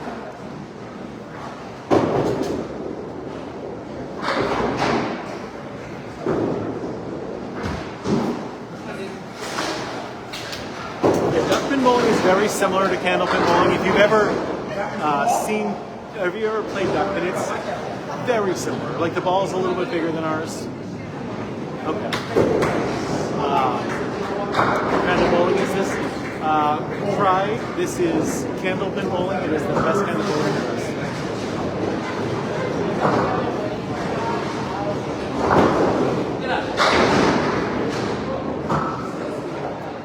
Yeah, so, yep, around 30 to 35 miles an hour is how fast they throw the ball. 189 right there. Yikes. The pins are made of like a plastic rubber material. Just showed a close-up of the ball recently, Dexter. But yes, I will go get another one for you. The lanes are not oiled. No, it is a straight dry lane. Why is it the best kind of bowling? Oh, let me tell you. So every single spare in 10 is unique. It's not just the same shots over and over again. No one's ever thrown a 300. So literally, anytime you go bowling, you could break the world record. Most likely you won't, but you could. And you get to throw the ball 30 to 40 miles an hour. You just don't get to do that and take out all your energy. Plus it's fast-paced, it is fun. It's just good. What is a 300? That would be if you threw 12 strikes in a row. It has never happened in the history of the game. They do have this in Canada, but today we are at Riverwalk Lanes, Amesbury, Massachusetts.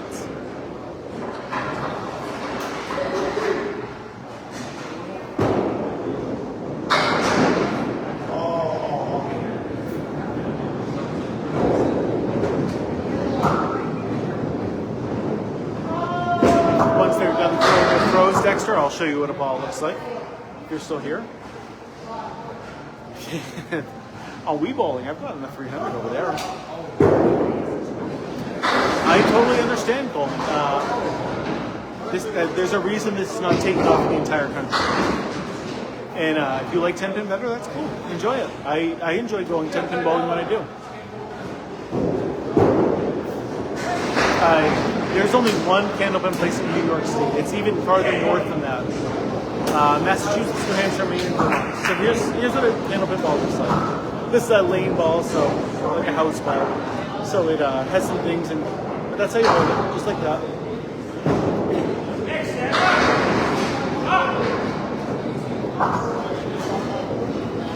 Candlepin is just fun.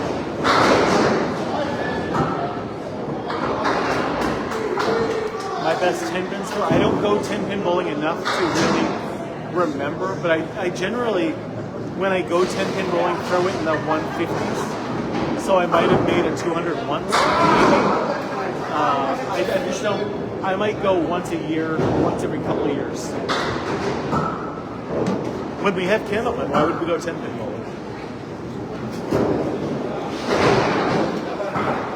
Honestly, if you're from California, there is nothing near you whatsoever. You're going to have to come to Boston and come try it in New England. The closest team is technically the one in Ohio, but you're not going to want to go there. You have to rent out the entire bowling alley if you try it. There's a strike from PvP. Nothing in Illinois, I'm sorry.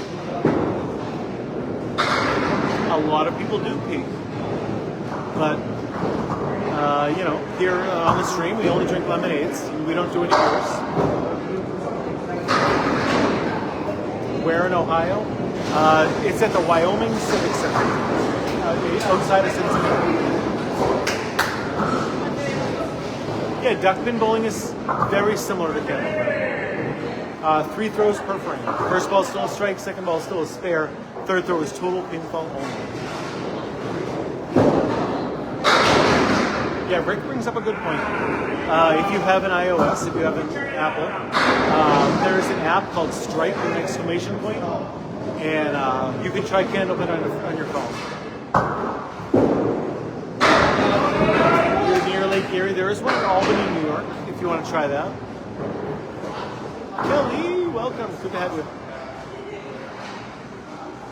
You will definitely see a lot of body English in candlepin. And PBA 2026 will have both duckpin and candlepin.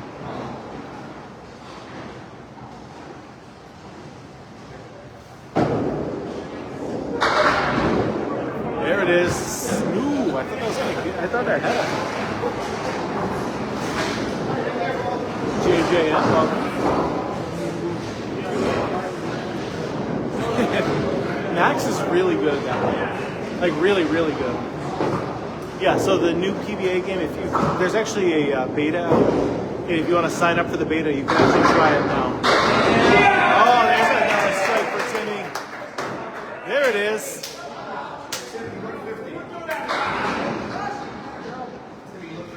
Who makes the lanes? The same people as make 10-pin lanes.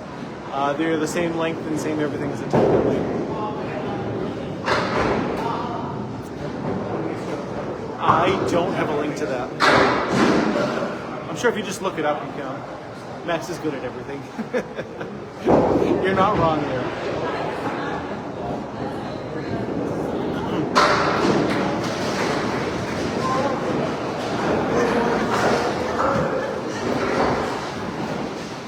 Yeah, just look up the PBA 26. Yeah, I would just Google it and try to get into the beta if you can.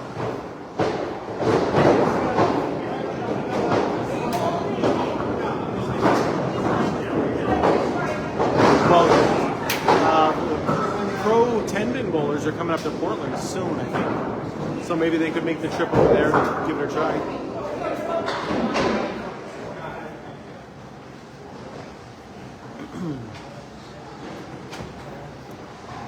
All right, JJ to rig me up on the right. Jibbo way up on the left. JJ. Great throw. Beautiful ball. Check it out. Check mark to the left.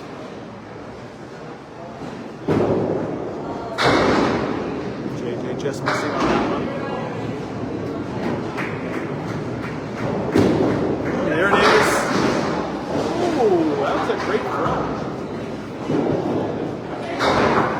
Hear the that all the time from the people that used to live here and they go other places and they don't realize that other places don't have candlelit. They always miss it. Sega Master System. Now you're really dating yourself.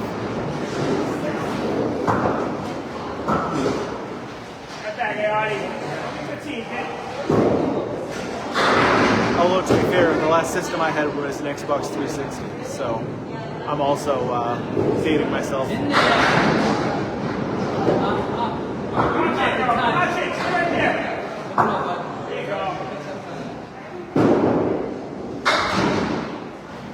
AJ just a touch to the left there. Jimbo with the big split. Nobody makes the split. Where do you do Candleman? You have to come to northern New England to give it a try, Casey. So outside of northern New England, which is Massachusetts, New Hampshire, Maine, and Vermont, you can go to the Maritimes of Canada, or there's one in New York State and one in Ohio, and that is it. You cannot throw it like a baseball. Yeah, so you probably had Charles this stream. Charles is a great bowler, great guy. Charles is awesome.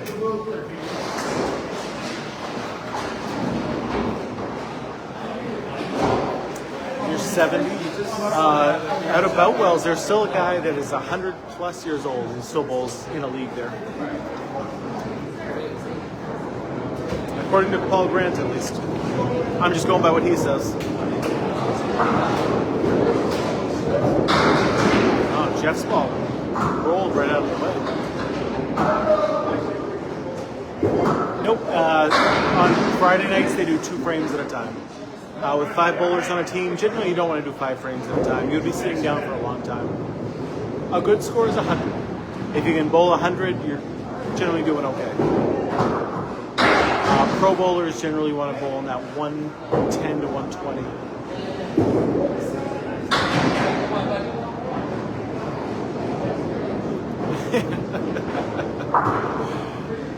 Oh boy, what are you saying, Donnie?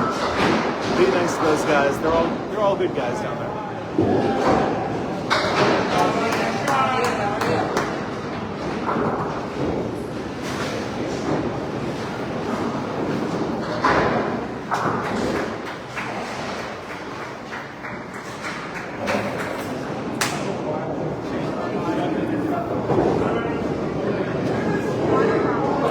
I don't know what you had said before that, Ninja Master.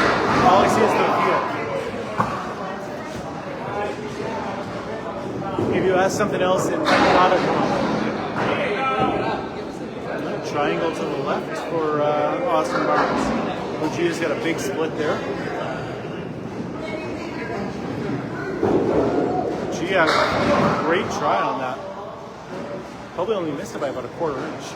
We're in New York, Albany, New York. It's at Apex Games in Albany. I feel like the ball should be a bit bigger. It would certainly make it easier for us. But we like to make things difficult on ourselves. What is the difference between this and 10-pin bowling? Because this is regular bowling around here. We get 3 throws instead of 2, with that 3rd throw being total pinfall only. There's no oil on our lanes, and we leave the ball and pins up there to make our spares and our times. How much does this league cost? $50 a week.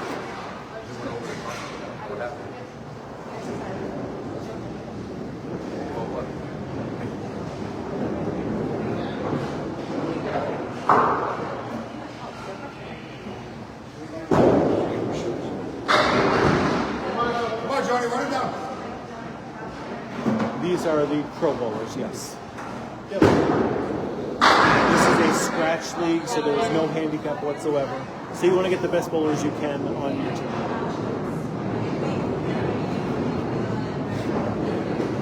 No, Kevin, you can't throw it overhead. If you look 10 feet out, there's a line. That is called a lob line. You're supposed to make contact with that prior to that line, or else it's a foul ball, same as if it goes in the gutter. Yep, your casual leagues, if it's a 3-game league, can even be $20 a week. 40 is even too much. I actually was looking at the prize money today, And first place team, I think, is $8,000. And then individual bowlers can get up to $2,500, I think, depending on what you bowl. I definitely remember all the different candidate shows that were on TV. WNDS, the ones we used to watch. Can the ball contact the lane prior to the foot foul line? I think it can.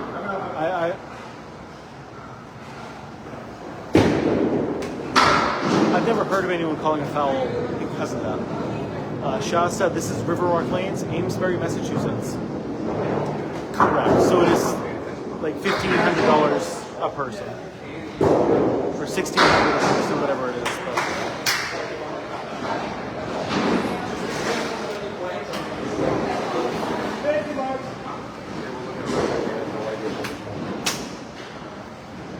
There has never been a perfect game thrown. Strikes are too hard to get in Candlepin. The most that has ever happened is a 245.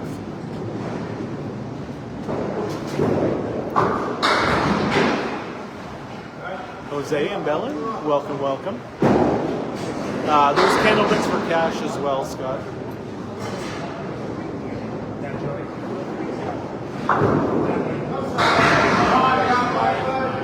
What a ball from Pete.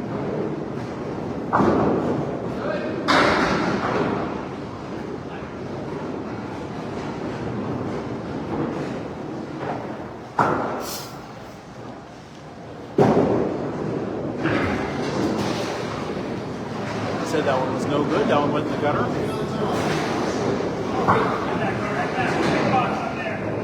There's also been a lot more games of 10-pin thrown than Candlepin. Oh, Pete. Great throw. 5-pin left standing. Oh, Joe Smith with a strike. Pete, welcome. Rick does a fantastic job. All my moderators on both TikTok and YouTube do a great job. I am very lucky to have all my great moderators.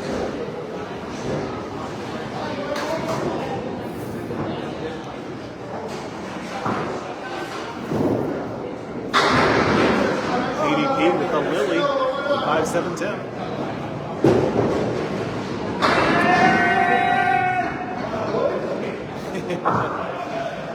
Need to have the scores.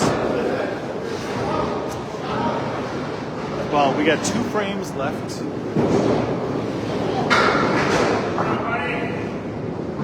And I believe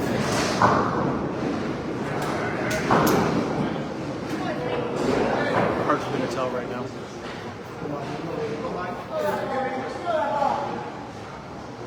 I will give them to you after the game is over, unfortunately.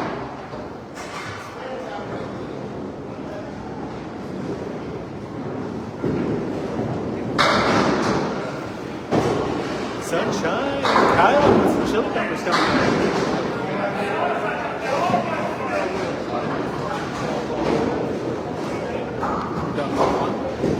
So Riverwalk is down by 1 according to PvP right now. So it is a very close game.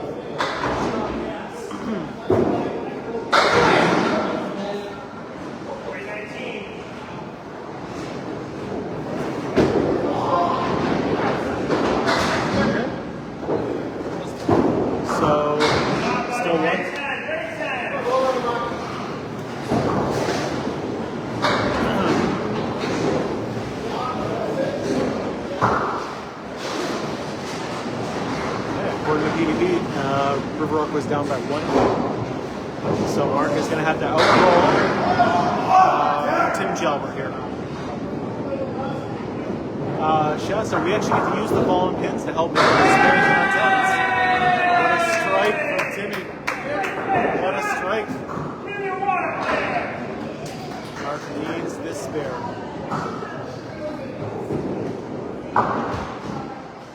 So I think Academy is going to win this one.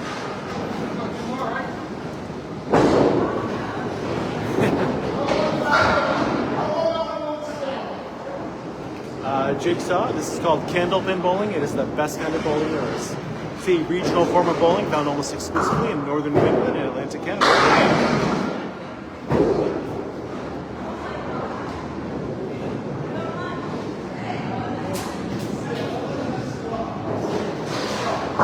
So Academy taking game 2 as well. Took game 1 and game 2. Give you guys the scores fully once we get those. But they're going to do some math first. Sunshine with a bunch of chili peppers coming in. Hey, we're getting closer to that 914 goal. We're at 100 right now.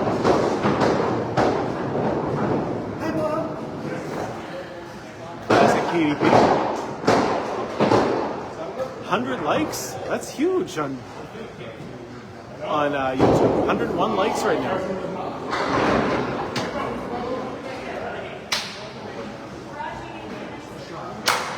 Lexi with the heart me. Thank you, Lexi.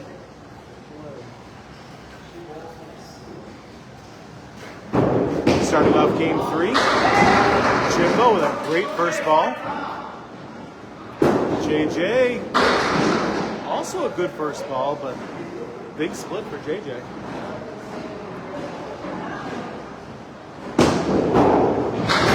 Jimbo with the spare to start.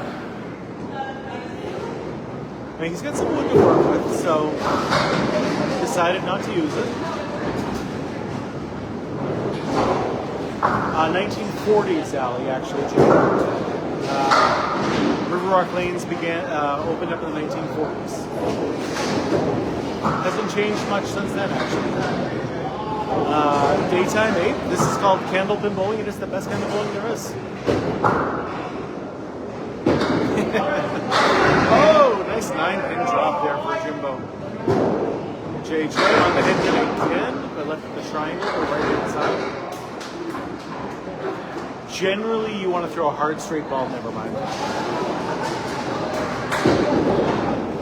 There it is.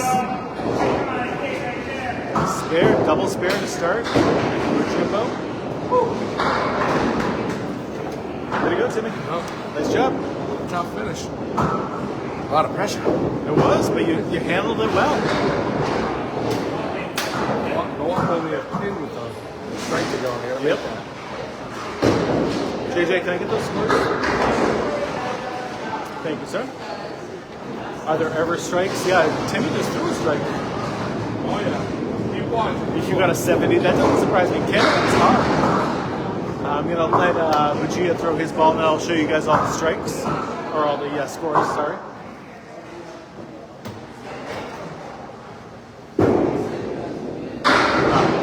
Everyone, TikTok first. There we go, 544 to 527. There we go, everybody on YouTube, 544 to 527. Big scores from Petey Pete and Tim Jalbert. Everybody over in Facebook land, here we go, Tim Jalbert, nice 126 there. Petey Pete Crawford with a 129.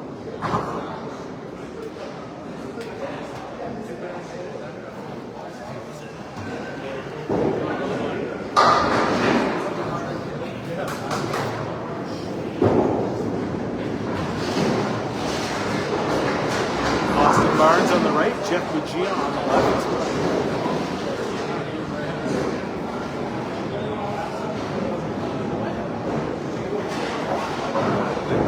Unfortunately, oh, there's a strike from Austin Barnes. You probably don't have one near you.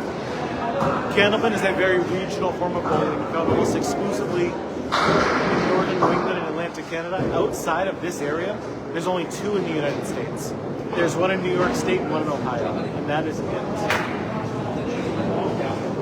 Sunshine with 100 chili peppers coming in. Very close, I mean not super close, but we're getting closer to that 914 goal. Oh, nice 7-10 pickup from Bujia.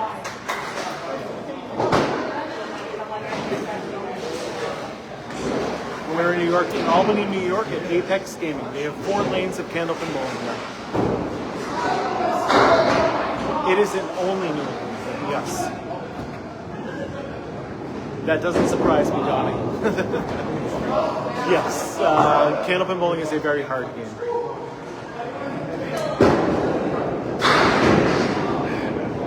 Very hard to score here. Oh, there's a strike from Starner.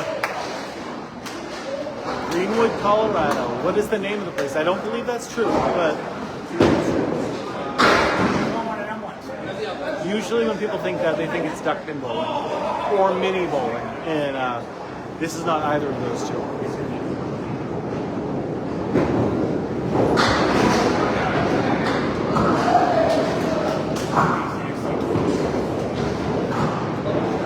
Miss Maddie with the hard knee. Sunshine's getting more chili peppers as well. Yeah, the Academy is, I mean, every single team is capable of putting up big scores, but this Academy team is strong. Mini bowling is like a bar type game where it's got like 30-foot lanes and they use either a duck pin ball or a candlepin ball, but 10 pin pins. It's weird. John, this is called candlepin bowling. A candlepin strike is the best.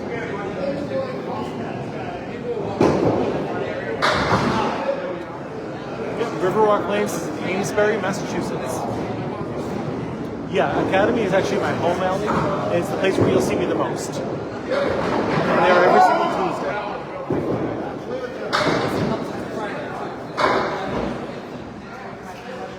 Thank you so much for the follow as well, Sunshine. One of my new favorite fans right there. Send gifts and follow me. You're the best. You're the absolute best. Hello. Well, they do 2 frames at a time.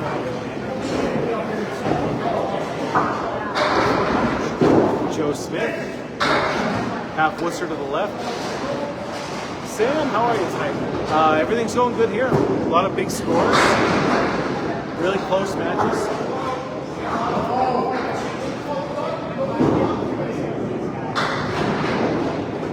The ball can weigh anywhere from 2 pounds 4 ounces to 2 pounds 7 ounces.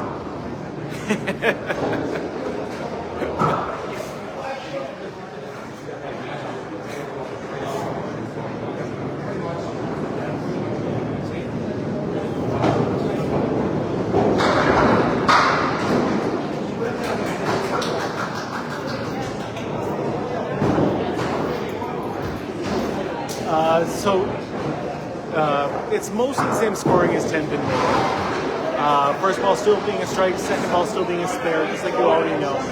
Your third throw is total pinfall only. There's only difference in scoring from this and 10, which is the big ball. Accuracy is the most important part of it.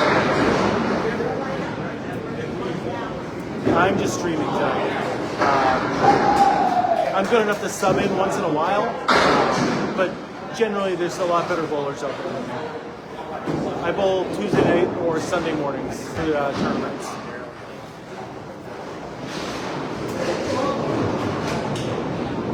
Well, you'll never see string candlepin. So if string pin bowling is something you do not enjoy, do some candlepin.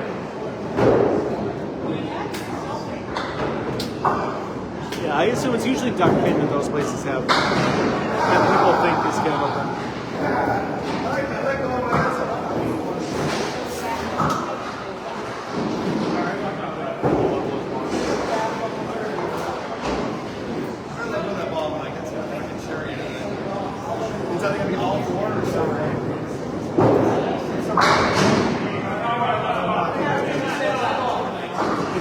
A reason, Gucci, to come up here to New England. There's tons of stuff to do up here. Catch a Red Sox, well, you can't catch a Red Sox game, but Patriots game. Come check out the foliage up north. Come go hiking in the mountains. And go candlepin bowling while you're here. Oh my God, you definitely should have. If you're in the Boston area, you should try candlepin.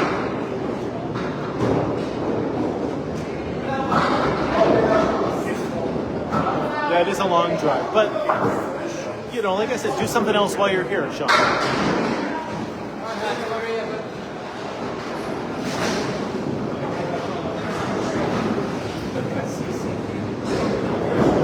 Joe Sanchez, welcome, buddy. Good to have you here.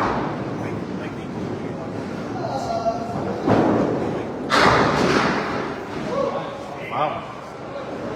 Good throw from Tim, but left with a wild split up there.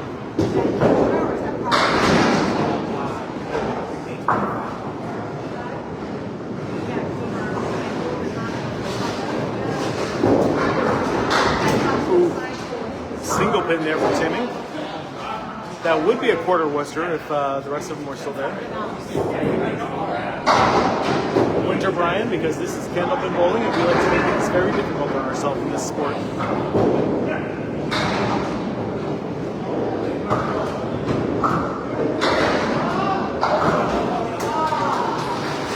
Andrew, thanks for the follow.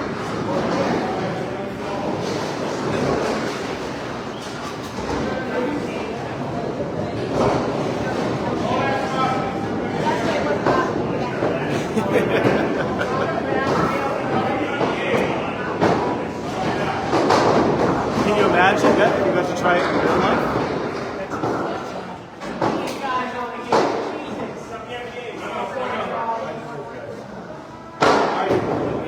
Alright, so they're switching sides now. JJ Turigny on the right, Jimbo A out on the left. Welcome from Sydney, Australia.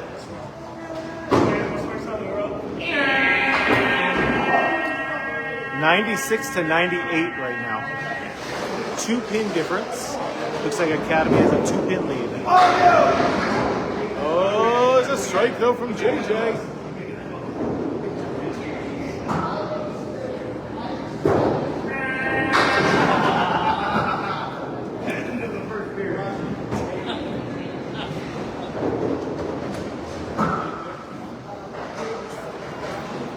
Sunshine, sending some more chili peppers. Thank you, thank you.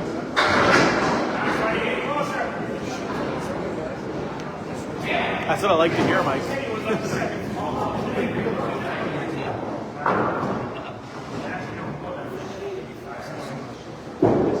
Jimbo off to the right on that one, too. No one has ever thrown a 300 in Candlepin. The most anyone's ever thrown is a 245.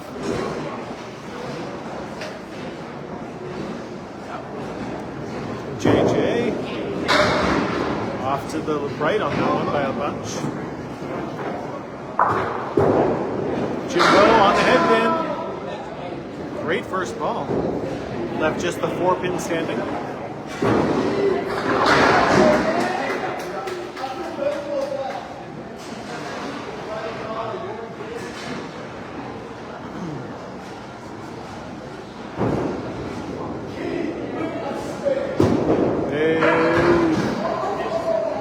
Missing the single pin.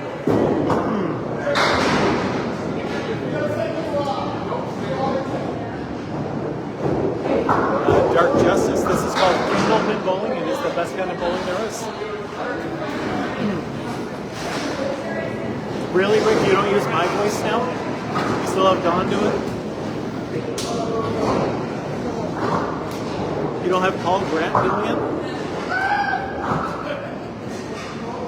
Hi, Tony. Good to have you, buddy. Enjoy your food.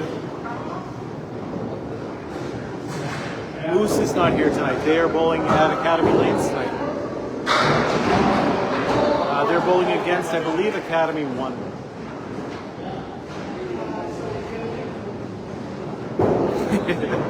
Oh, good ball there. See, Beth, you know the right way to butter me up.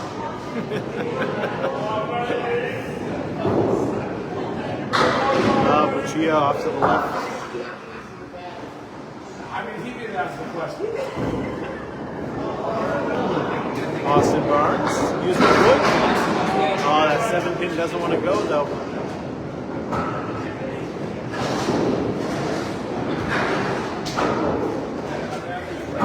I'm a big fan of Paul Grant, so everything he does for Candlepins for Cancer is unmatched.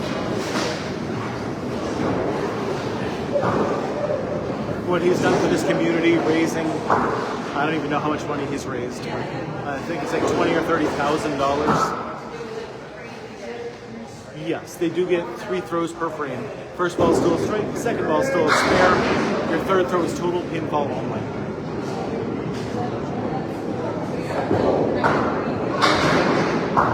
I mean, that might also, butter me up a little bit, Rick. They throw the ball between 30 and 35 miles an hour, generally.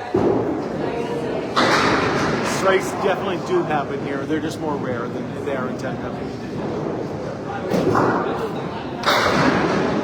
He throws a good ball.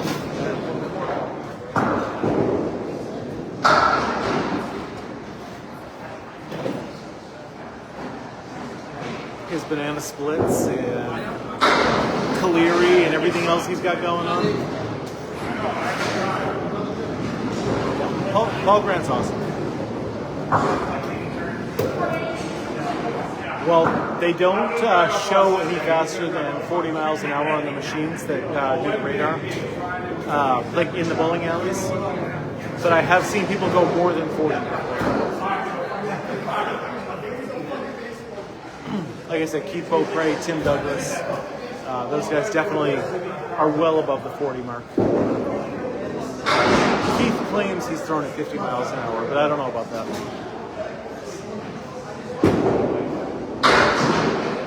Half Worcester to the left.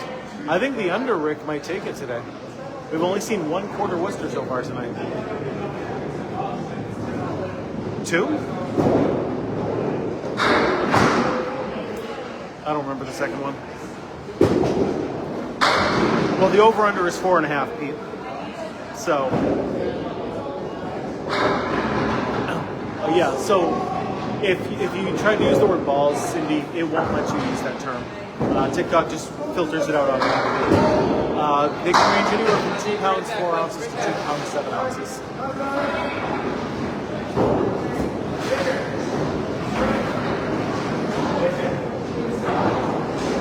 I try to answer every question I can see. There is no oil on the lanes whatsoever.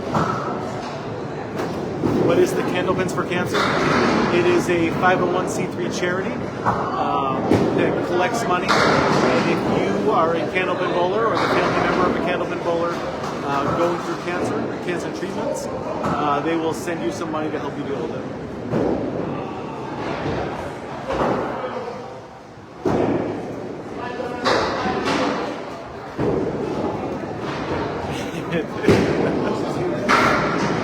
The Dunkin' Donut parking lot I thought was even worse, honestly.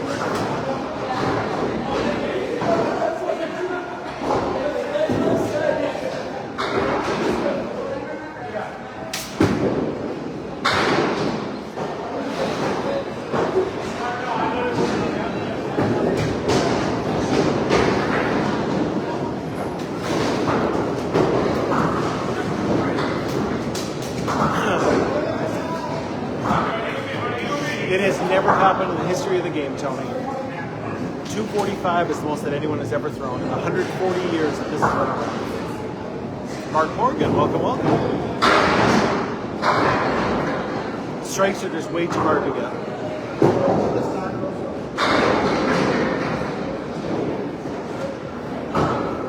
The pin setters here are the fastest you'll see in any Candlepin house.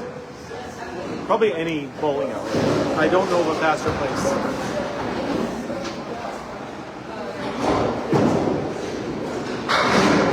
Good spare there from Joe. Yep, lanes are the same length as 10-pin bowling. This is normal bowling.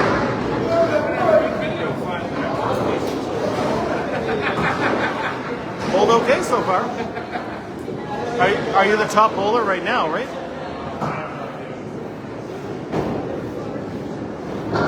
You're up? No, maybe not. Oh, yeah? So maybe I'll make a video. We'll see.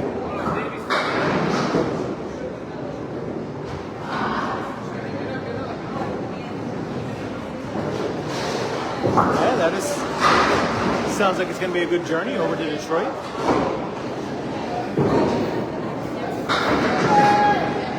Are you trying all the different styles of bowling while you're going around, Andrew? Or just 10-pin bowling?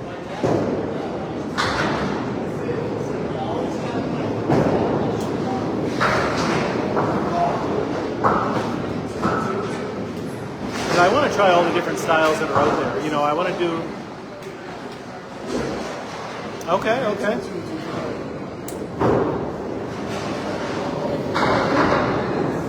I know one of my fans over on TikTok is doing the collegiate championship stuff as well. Cora, are you still here? She's not doing the Midwest stuff. She's doing the one down in the Pennsylvania, Philadelphia area. Ooh, good ball from Mark Ritchie. Timmy. Steer right from Tim. We have Texas 9-pin as well. I don't know if that's the same thing as the German one. Yeah, the 10-pin bowling.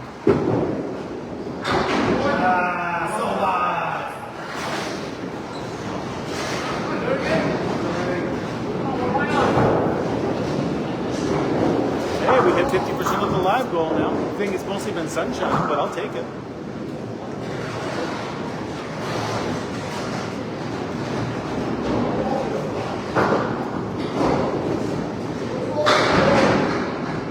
It is different between the two. The strikes are so much fun in Candlepin. There's no better feeling. Joe Sanchez with the heart meat. Sunshine with another 100 chili peppers. Thank you, thank you. There it is. Oh, just the head pin left.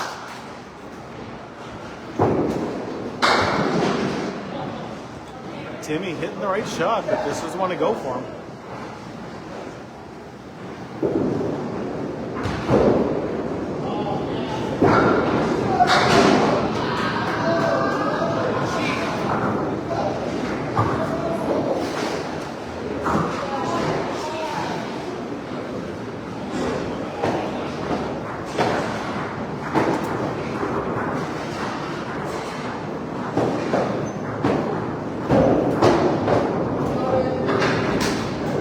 Swapping everything over right now. Totals, we got 210 to 199 right now, with Academy having an 11-pin lead. Scores were really close, game 2. But Academy has won both games 1 and 2 so far. 575 to 517 game 1, 544 to 527 game 2. And right now there's an 11-point difference, 21-point difference now, with Jimbo with a nice strike right there. Academy up by 11 pins.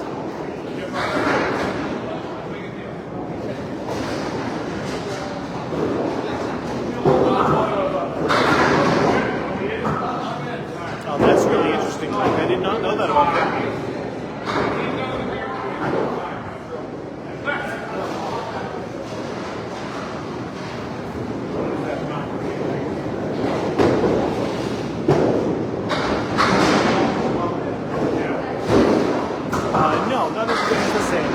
So we have no oil on our lanes.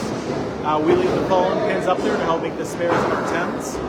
And we get 3 throws instead of 2, with that third throw just being total pin call only. Yeah, just a 10 if you don't call that your third throw. Sunshine with another 105 Thank you. Jeffrey, Candlepin bowling is a regional form of bowling found almost exclusively in northern New England and right to Canada. Classic 5-7-10. Taking a mulligan on that one.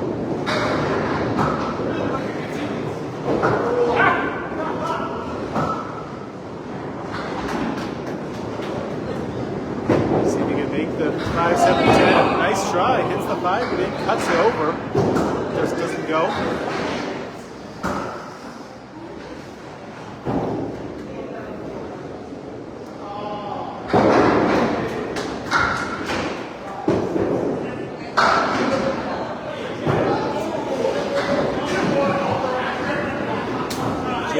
Happy with himself there.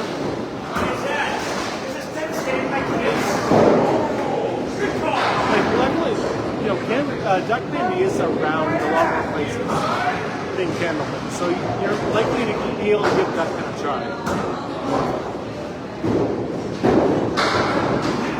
Barnes off to the left on that one. On the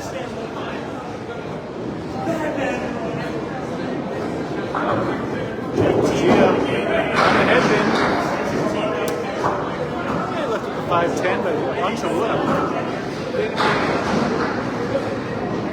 7:10 left standing for Austin, but a piece of wood to work with.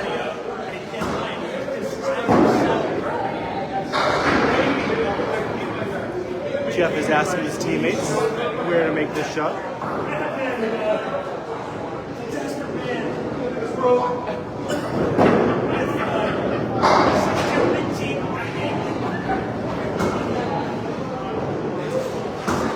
Yep, pin arrangement is in the same configuration as 10-pin roller. Still 12 inches up from center on each pin as well.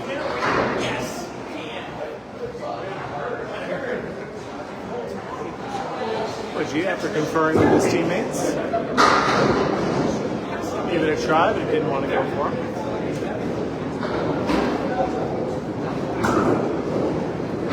Riverwalk is a tremendous place to try.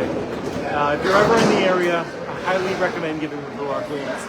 It gives you that classic bowling feel from the 1970s. It's still pencil and paper here. It is great.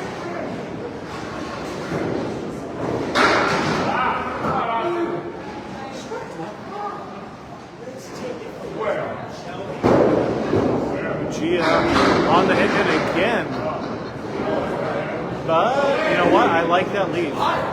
He's going to probably use that wood to the left, but... Ooh, nope, that's bad.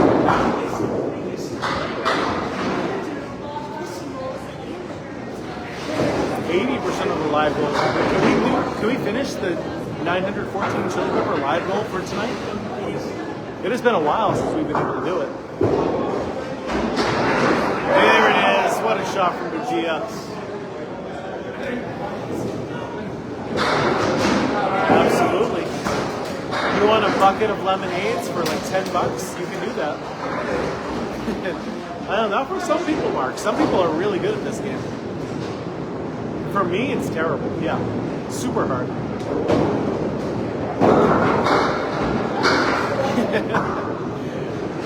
Next time you come out here on vacation, Speckle, give it a try.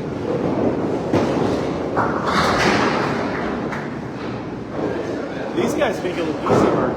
Live goal is achieved. You guys are awesome. You guys are way too kind to me. Thank you so much for that. Way to hit the live goal.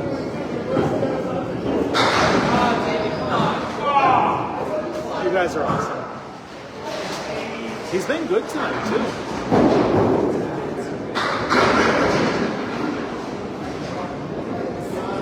I mean, like, everybody on that academy team is a tremendous bowler.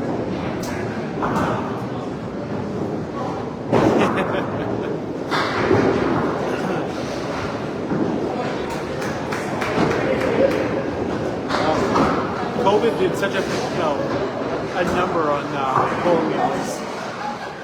Just the property became worth way more than the bowling alleys were worth. Dave Godwin on the hit and punching straight through.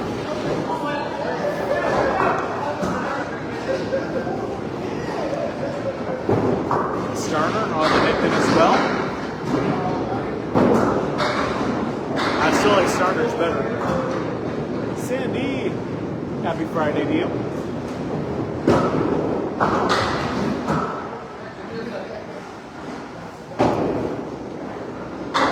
Have I made the high-low jack ever? Yes. Is it easy to make? No. Oh, Starner with a nice spare. Shot, Johnny.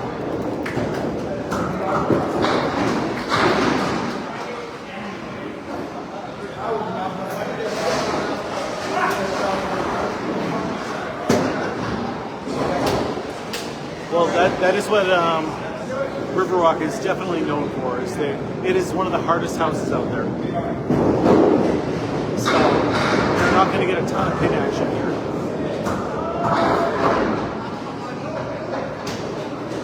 EVP, great throw.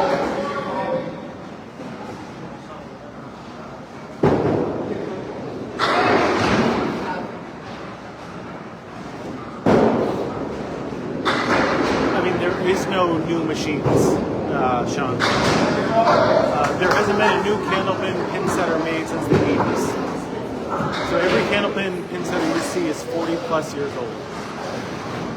Today we were at Riverwalk Lanes, Amesbury, Massachusetts.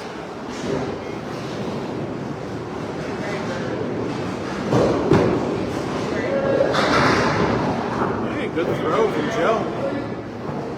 Sunshine with the hand hearts, 2 and a rose. Thank you. ADP.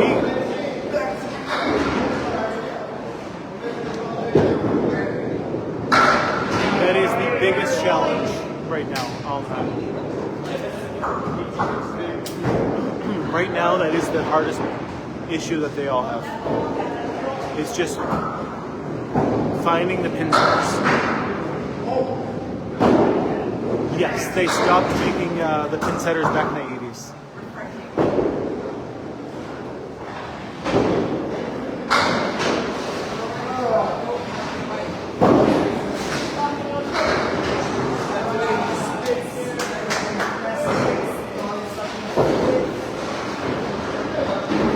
You can still get balls and pins. You can still get scoring systems and stuff like that. But a pin setter, we need someone to make a new one.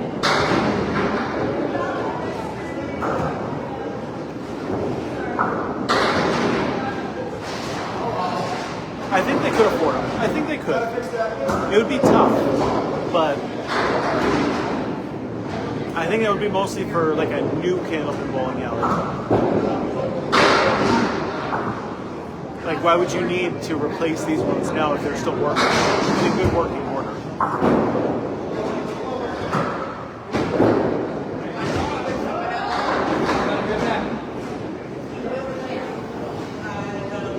There really isn't a new manufacturer because the companies that make the 10-pin pin setters don't want to eat into their own profits already. And it's not like you're going to gain a bunch of new customers. Customers will just take out their 10-pin lanes to put in Candlepin lanes.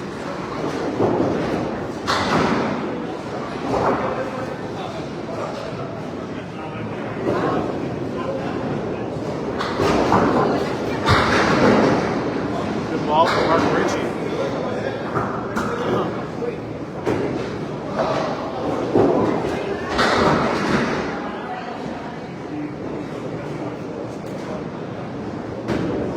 Yeah, because I mean, even I don't want to be in a bowling alley during the summer as much as I do in the winter. Like in the winter, there's nothing else to do, so I like to be here. But during the summer, I'd rather be camping. I would rather be fishing, even. You know, like sunshine with more hand cards. I always like those big designs. It just being in a bowling alley sometimes it's tough during the summer.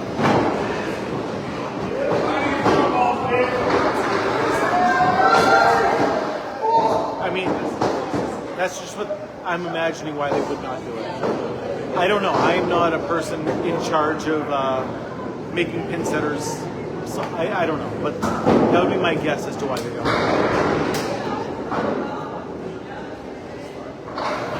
I do because people like to watch me.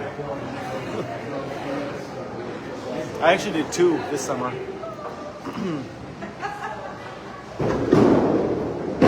If there were a real nationwide demand, yes, they would make it. But we just need to prove that there is a demand across the whole country.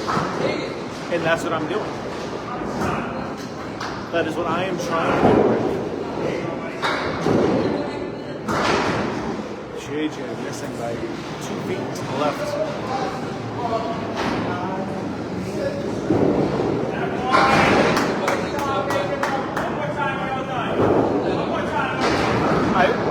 Yeah, Sean, I mean, that is what they would really need to do, is have both.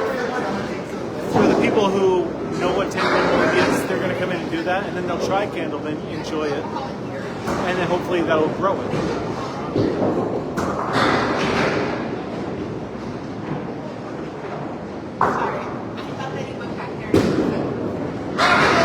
Great ball from Jimbo. Got 5 and stays up. Candlepin is much harder than 10. Absolutely. I don't know if I'm official in any way, Rick, but I try my hardest. Yeah, if you want to see me bowl Definitely every Tuesday night at 7 o'clock. Me, my son, and C- all bowl together. C is a pro bowler, bowls in this league as well.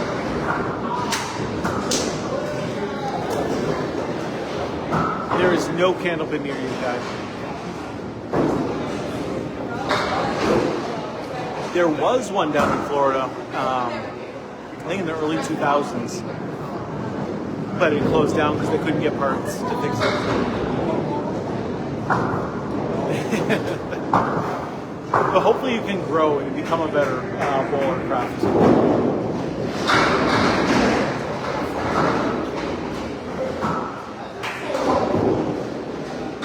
The way he's been bowling recently, he is A+.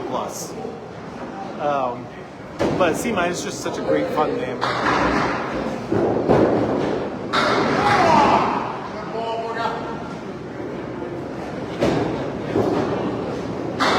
Great ball from Austin Barnes. Great spare right there.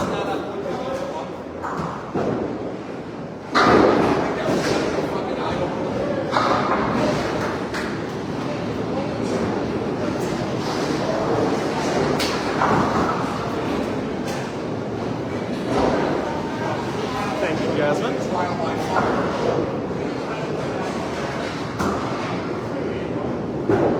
Jeff on the head pin. Thank God.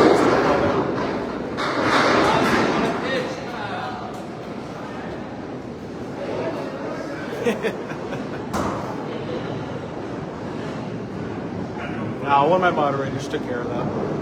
No reason for people to be rude like that.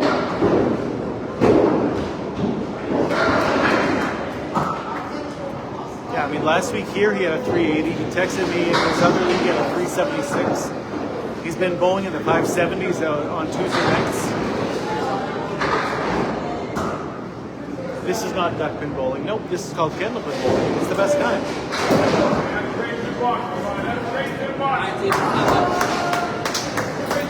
Yeah, it's a completely different machine shop. So a 10-pin machine, first of all, reset every time we clear the pins. Okay, so we can't do that. And the pins are a different shape, and it's just completely different. Low Rider, welcome, welcome.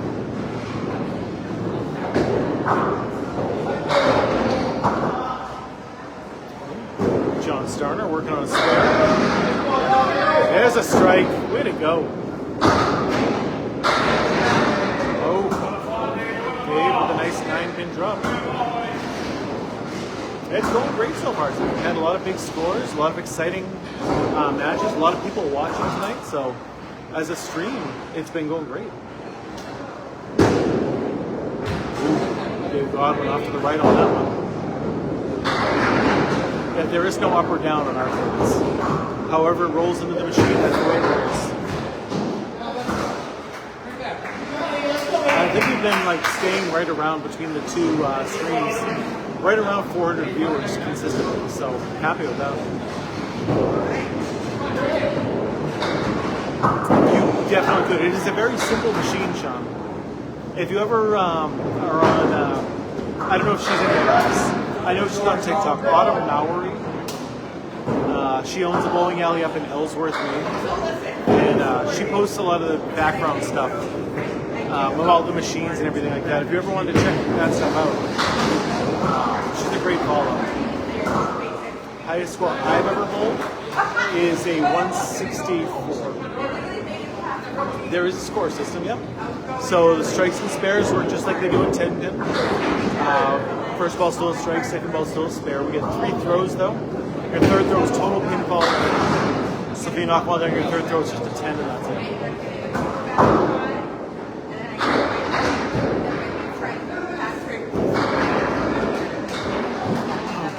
Highest I've had on my stream though is a 174, I believe. I think it was a 174 from JT Lioness.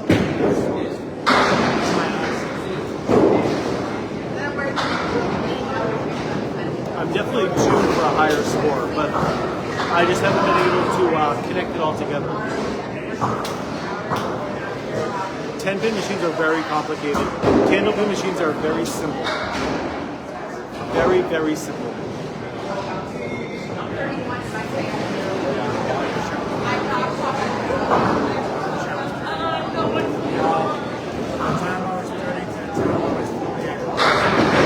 Medium deep with a great ball. 8-pin drop.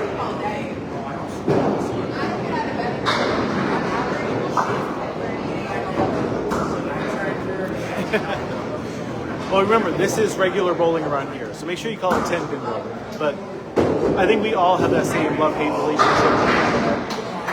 I think we all have that same love-hate. It is a very hard game. It is so much fun. It really is.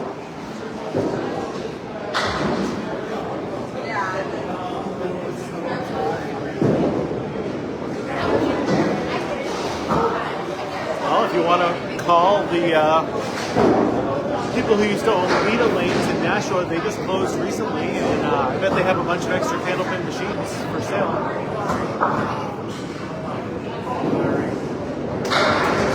Wow, great throw from Beauty Pete. Just the 10-pin left.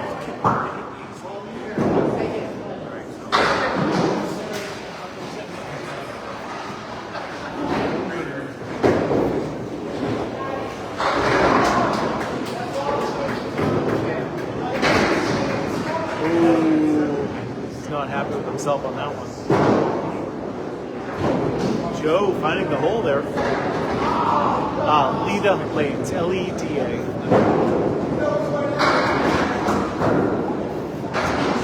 Today we are in Riverwalk Lanes in Amesbury, Massachusetts. That is correct.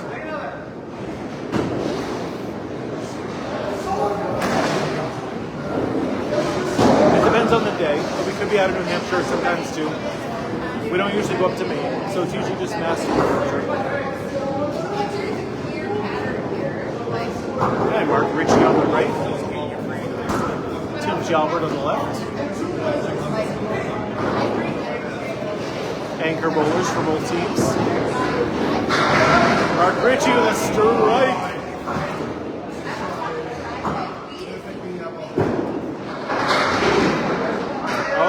Jalbert with a strike as well. Back-to-back strikes.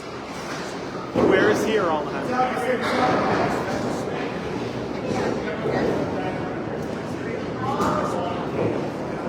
You probably told me before and I just forget.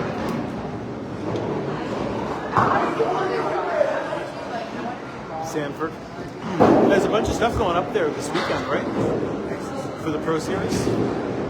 Mark Ritchie! Oh, magnet drop.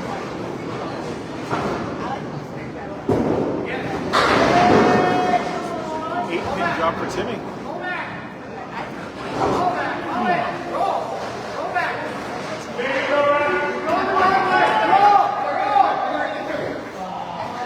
Oh, went in the drop.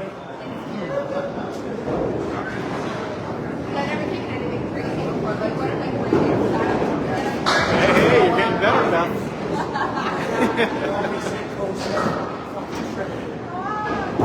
Timmy's also in the spare.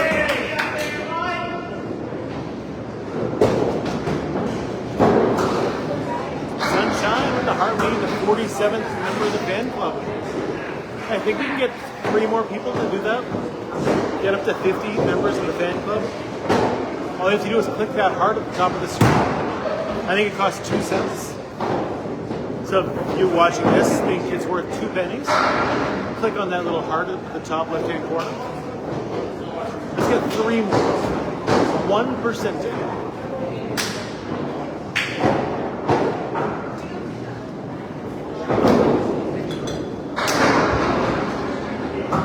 I can't wait, Beth. Do it up.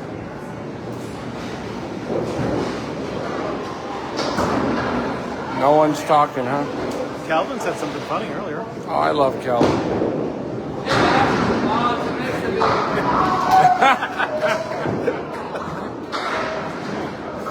Maybe you should tell Dave that, Calvin.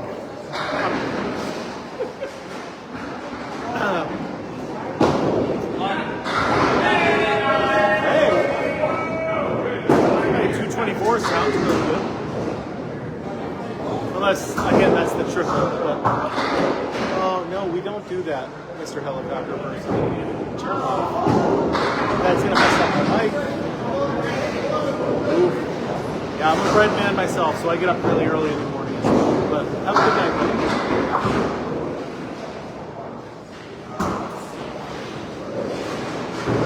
I wouldn't get anybody to send me more markers. That's okay. Oh, there's another quarter whisser. We're up to 3.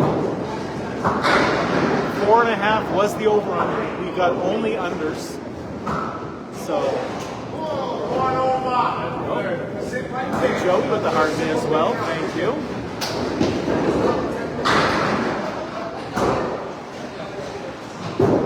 JJ Chirigny. Nice spare for JJ.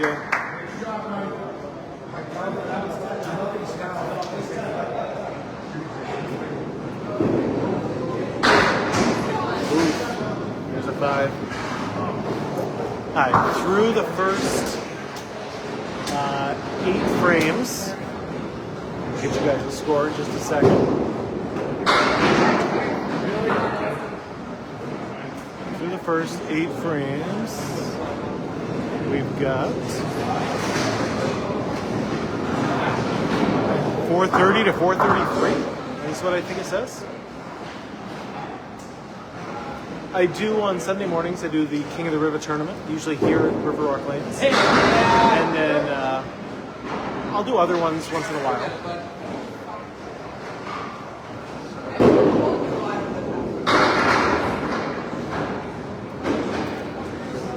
We could just rent out the whole place, Jasmine, and all hang out here one day.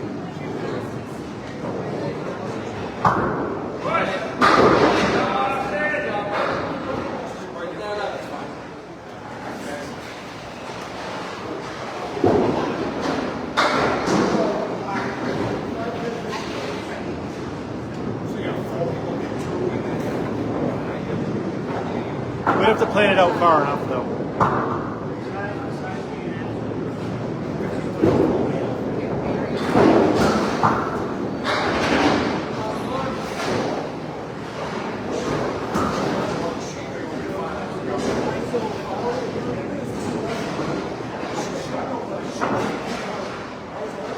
Austin Barnes off to the left.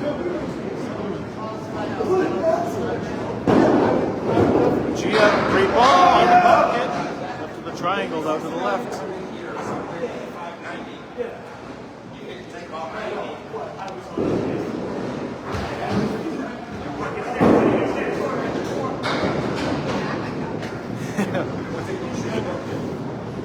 The charter bus just drives around the country picking up the moderators.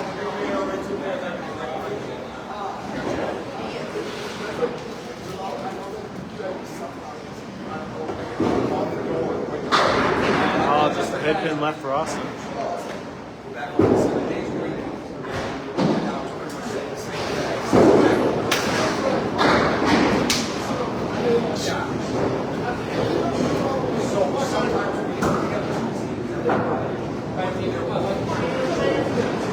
Museum nerd sharing the live a bunch of times. Thank you, buddy.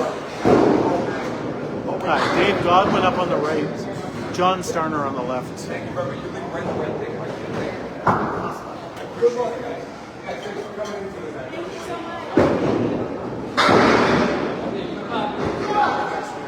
They're still falling, just the head pin left. Sloppy salmon right there.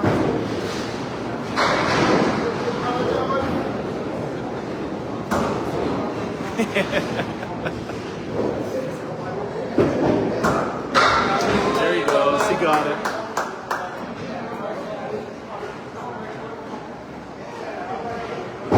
Starter.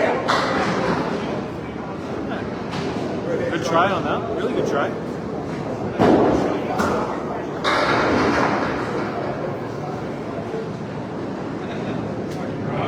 Just the 7 pin left. All over it. Way to go.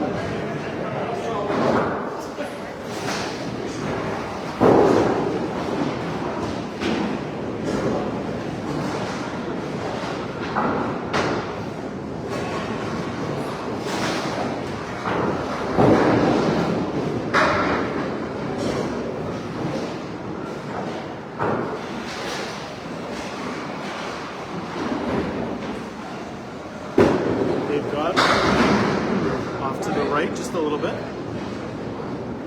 Makeable shot though, it's a nice piece of wood. Lemon drop there for John Stark. That's $1 to Candlepins for Cancer. There it is. Godwin with a beautiful shot.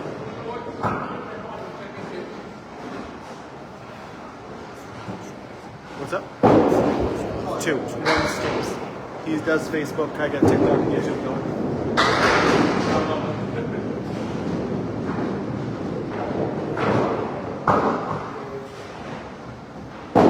Just hanging out tonight? Yeah, I got In done the area? bowling. I figure I'd come back and watch these guys. I don't got work in the morning. We'll see. Oh no, I'm not frozen, am I? Can you scroll away and come back, maybe? Sunshine, see if that helps. Yeah, you could see Dave Godwin as a kid a bunch of times.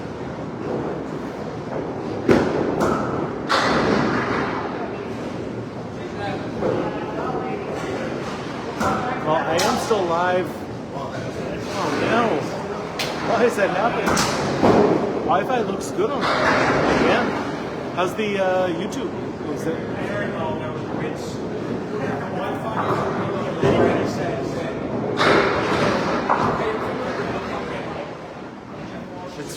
It's frozen right now for some reason. YouTube is fantastic.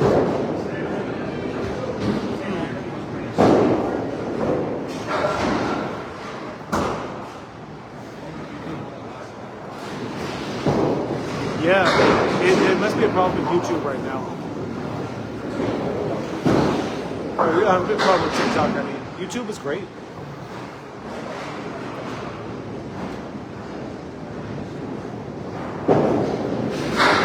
I'm going to try from PvP.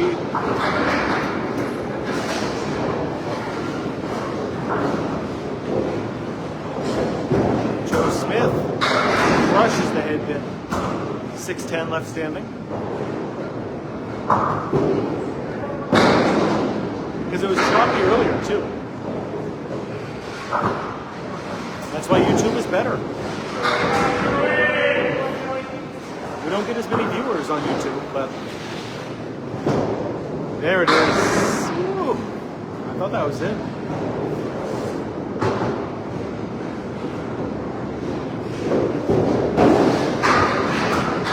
Wow, way to play it, Pete. Way to play that one.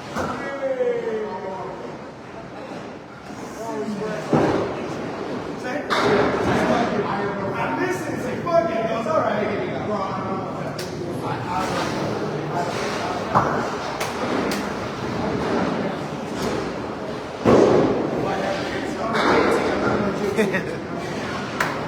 I can't say that because TikTok is frozen and they can't hear me anyway. Right?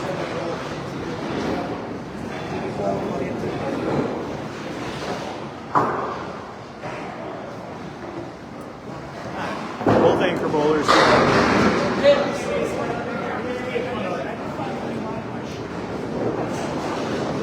Nice 9-pin drop for Timmy. Mark Ritchie with the half muster.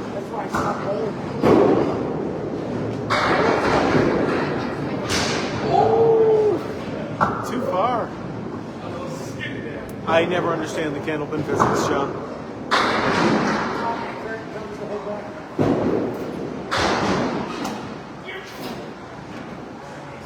Yeah, good 10.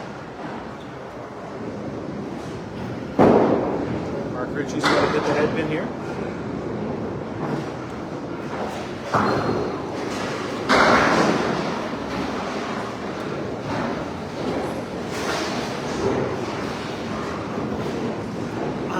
Yeah, this is the final 2 bowlers, the final frame of the night right here.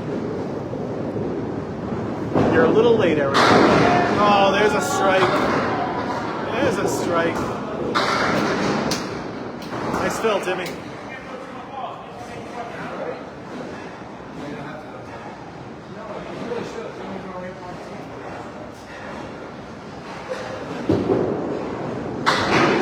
Beautiful shot. Who needs the wood?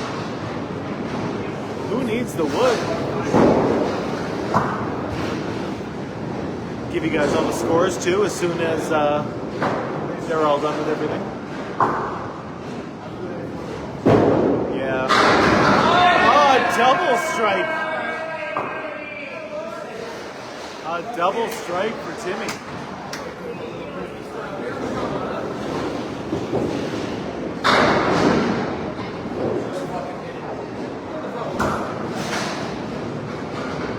Can he get the triple to finish?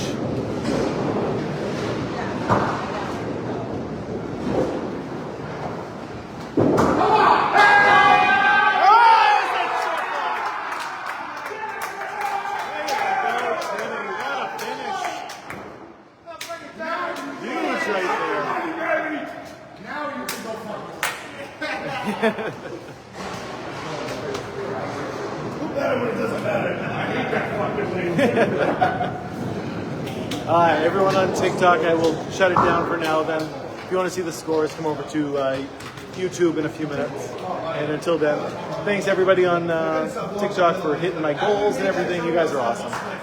Until Sunday, have a great night. Alright, I'll give you guys on YouTube and Facebook all the scores in just a second. Thank you. Thank you. There you go. Thank you. All right, that's the end of our stream tonight. No, that would have been awesome. The scores? No? Oh, yeah, we're going to show you the score. Sorry. Forgot about that. We did take 8 points tonight. Almost was.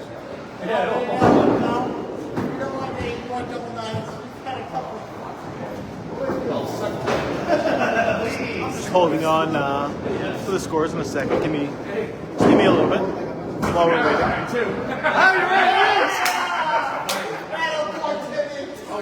This is opposite. They stunned you this week, and we both did this. It doesn't count, even if he threw another one now. We're there. Hey, we broke the ice.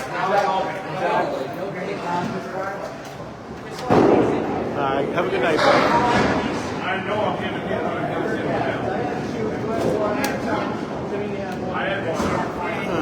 Someone else has I'm not the best. They are. They bring it for everybody. You and I had one the same night, and then I had one in Woburn. I remember the one that we had the same night. I was on 5 and 6 in the Mark, can I see those scores? Thank you. Hi, everybody. Here's the final scores for the night. 1704 to 1583. You just said to me, if you're going to do it, you're going to fucking do it. You're going to throw a double in my face. Not too shabby, not too shabby. Here you go, everybody. Here's the final scores for everybody on Facebook. Not too bad, not too bad. If you're going to do it, fucking do it. So everybody, thanks for showing up tonight. Had a great night. I'll see you all Sunday if I do that. If not, I'll see you on Tuesday. Have a great night. Thanks for my people watching or whatever, but I will be streaming on Sunday. I'm bowling up in Sanford. Thanks for watching, and big thank you for Tony Levesque. Give me a little commentary for me finally.